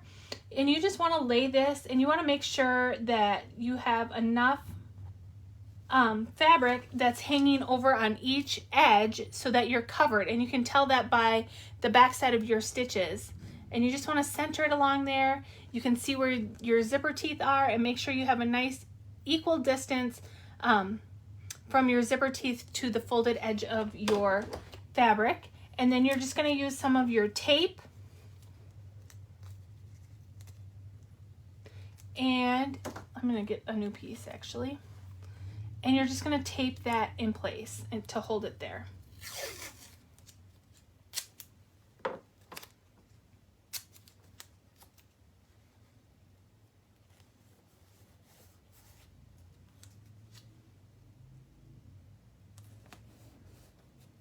Now I'm going to take my bigger piece, my folded edges up here, my raw edges down here at the bottom, and I'm going to lay that, and I'm going to pay attention to where my stitches are on my hoop to make sure that they're all covered up. And I'm just going to lay that folded edge again. I can see where the teeth of my zipper are, and I just want a nice equal distance from the teeth to that folded edge, and I'm just going to tape this in place. And it's being taped in place again on the back side of my hoop. And your instructions will tell you that on page 10 under step 8. And then you're just going to tape that in place to hold it there.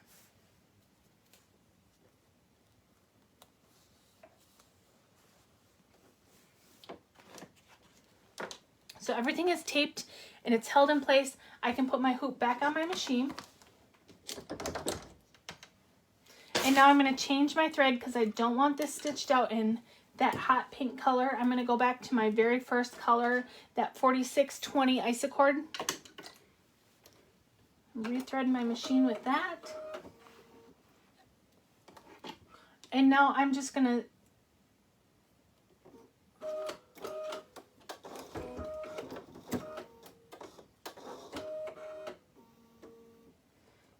tack those pieces of fabric down by just stitching this out.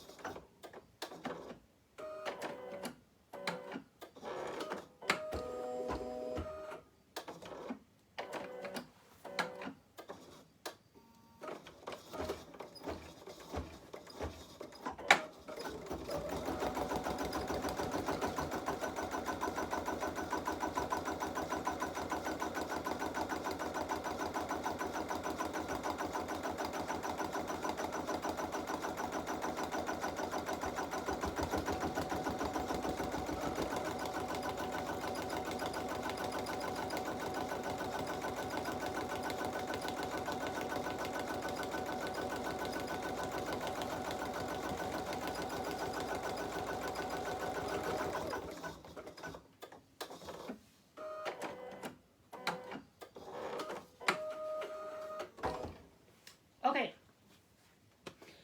now we are on step 10 on page 11, and this is probably the most important step of our whole project. We need to go ahead and open up our zipper, and we want to open it up about 3/4 of the way.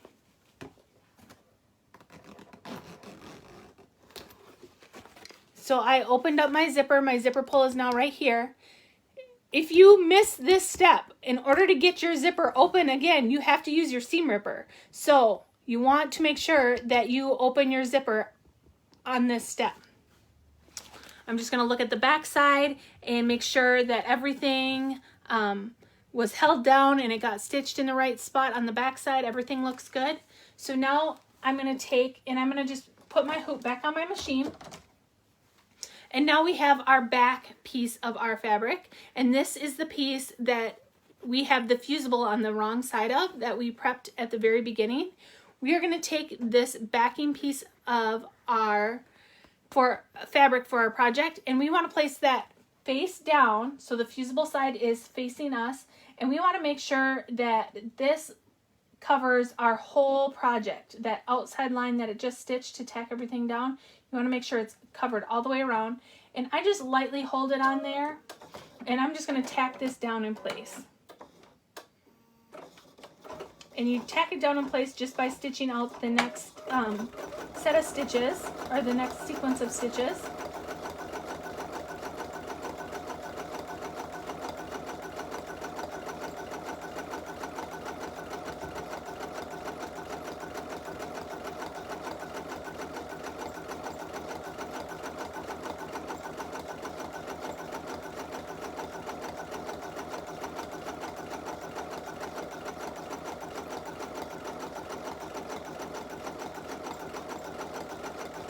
And it does a triple stitch all the way around, so that's why opening that zipper is so important, because if you've ever had to rip out a triple stitch, you know that that is a tough job. And it just nicely sews right over the top of that zipper.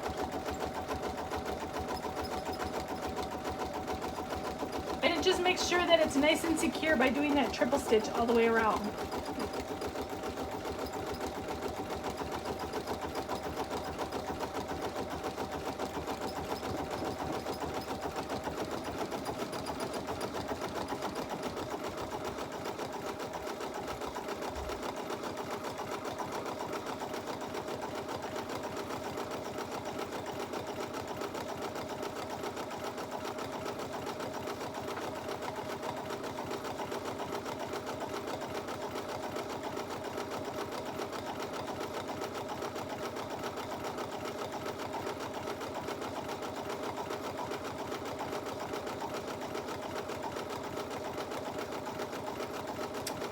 Martha's asking about my bobbin thread. In my bobbin thread, I am just using, I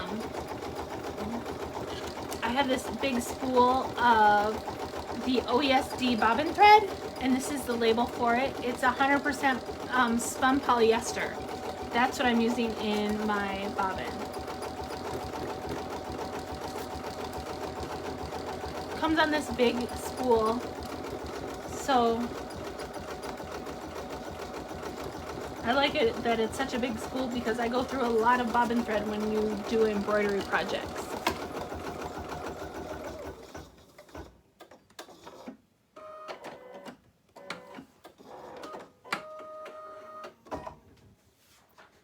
All right, now we can go on to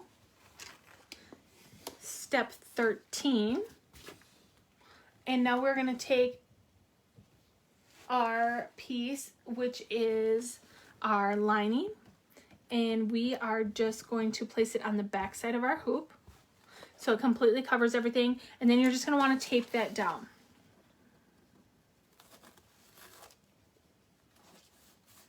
And I'm just peeling up some of the tape that I've already had on the back side of my hoop and just reusing it. So there it is, all taped down. I can put my hoop back on my machine.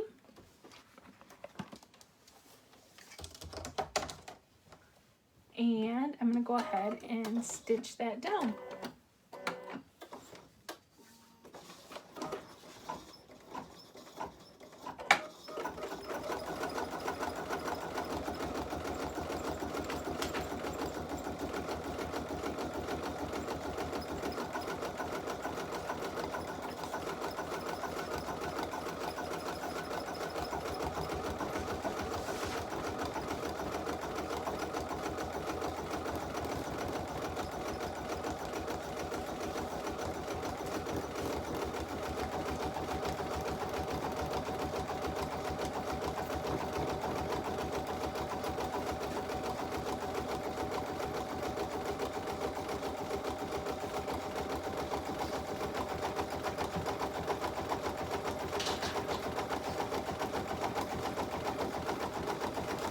So I went ahead and turned my iron back on so that can start warming up while this finishes out.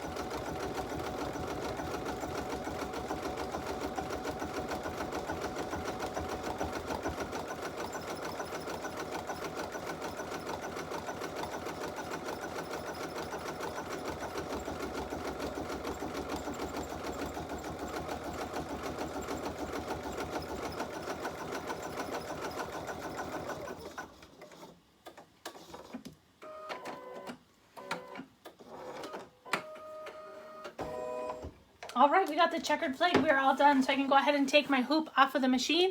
I'm gonna take my project out of the hoop. Set that aside. Now what I want to do is I'm going to take a scissors and I'm going to cut about 1/4 of an inch all the way around the outside of my design.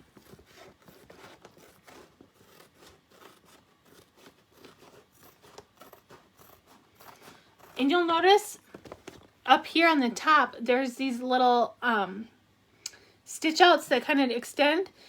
You want to make sure that you leave enough room right there, because that's where we're going to be turning our project through. So the more fabric that you have right there, the easier it's going to be to stitch through that. Oh no. My corner didn't. Before I took my project out of the hoop, I should have just made sure that this stitched all the way around, and it didn't quite stitch the whole way, but that's okay. I can stitch that on my machine. And I'm just going to keep going, and I can fix that later.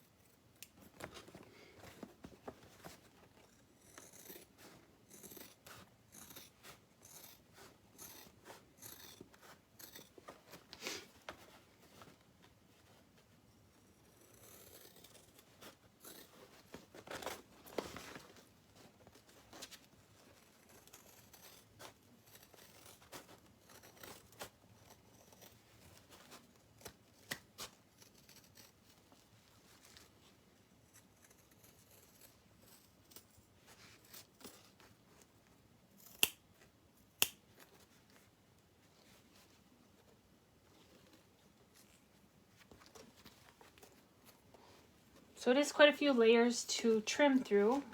So you want to use a nice sharp scissors to trim all the way through.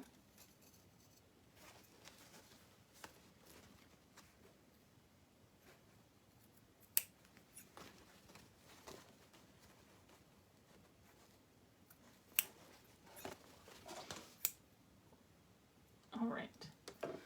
So now what we're going to do is we are going to open up this fold through this top here.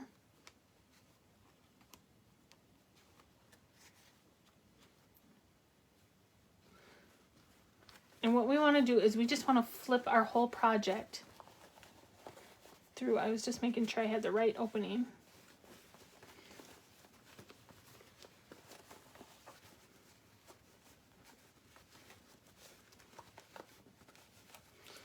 And we're going to flip it all the way through. And then this is where you want to go and make sure that all your corners are pressed out. And we turned on our iron to start warming up, because I want to, once I get this completely pressed and all those corners along that seam pressed out the way I like it, I'm going to give it a press with my iron just to help it lay nice and flat.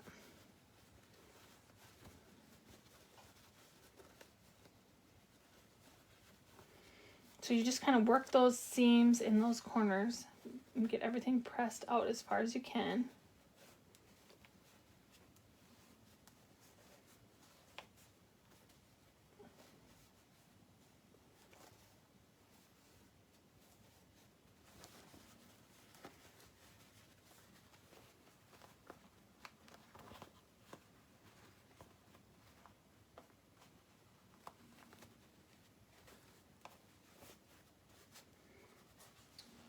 And then the other thing that you want to do is you will see that you have a piece of stabilizer that's covering the back side of your stitches right here. You can just use a sharp little scissors or a seam ripper, but you're going to go in and just rip that stabilizer so that you can grab a hold of it and just tear that out of there. So I'm just tearing away that stabilizer from the back side of those the zipper.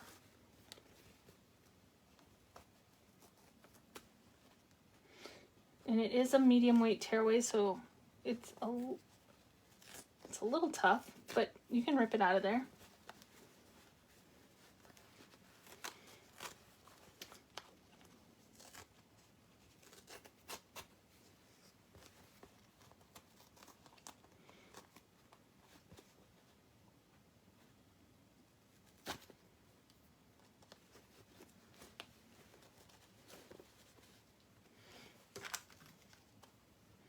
Sometimes if you have to use the tweezers to get in there and rip that out, you can do that.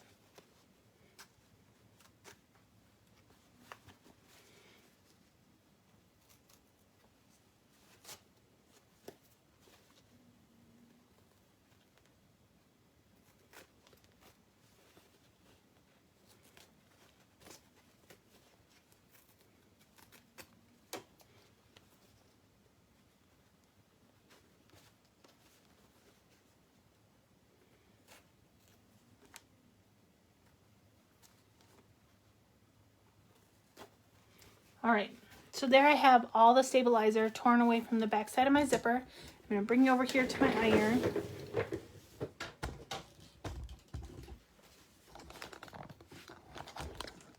And I'm just gonna give this a little press.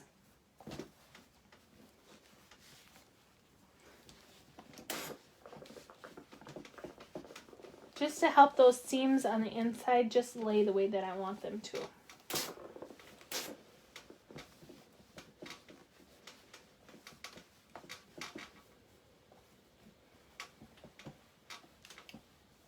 I'm going to have to go back and fix just that lining piece by sewing it with my sewing machine.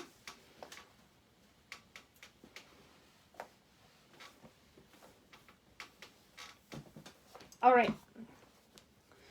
So now those lay nice along the edges. So now what I want to do is I can just reach in here, finish opening my bag the whole way, and I'm going to flip the whole project through the opening of the zipper.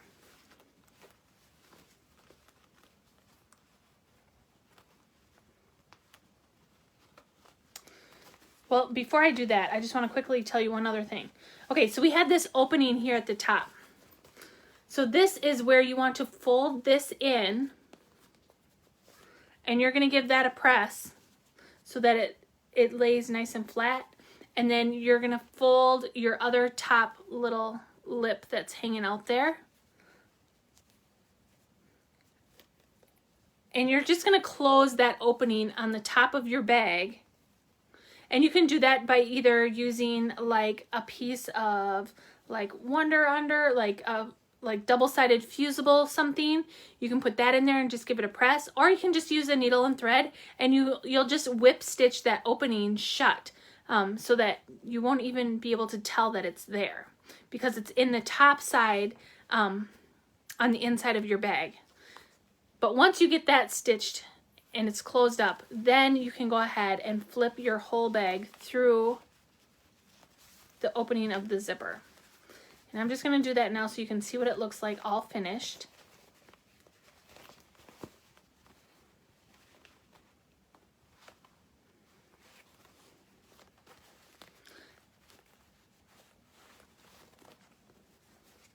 And then you just want to make sure that you're really pushing all those corners through that seam so everything lays nice.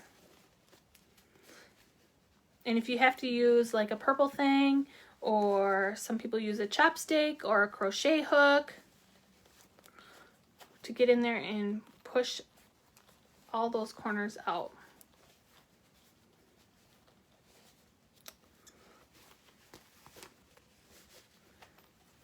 And then you can just zip up your bag to help with the shape and the form of everything.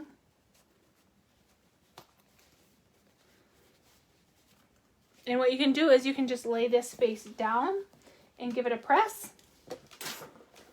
Because remember, we don't want to scorch those stitches on the front side without a, we don't want to press those without a press cloth because it will scorch those and make them look a little flat.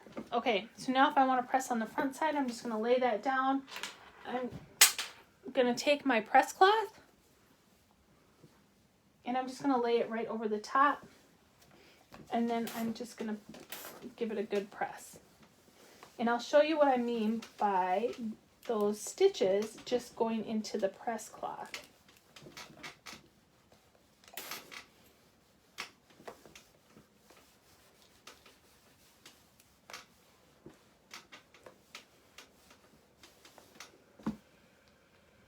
So when I lift this off, you can see, like, maybe you can kind of see in the light, it's hard to see, but I have the indentation of all those decorative stitches that is in my press cloth.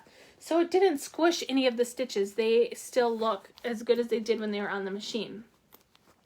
And that's our bag. So that's how you make these fun little tapestry zipper pouch bags. All right, well, I hope you learned a couple little tips and tricks today while you watched along as we made our bag. And you do have the designs to make the other sizes and to the other styles of bags as well. And remember to post pictures of your finished bags because we'd love to see them. So if anybody has any questions, make sure you type that in the comments. I'm going to go back through and read through all of those. And I will be sure to answer those. Otherwise, I hope to see you guys all on July 16th at 10 a.m. when we make our recipe towels. So I will see you all then, and keep on stitching.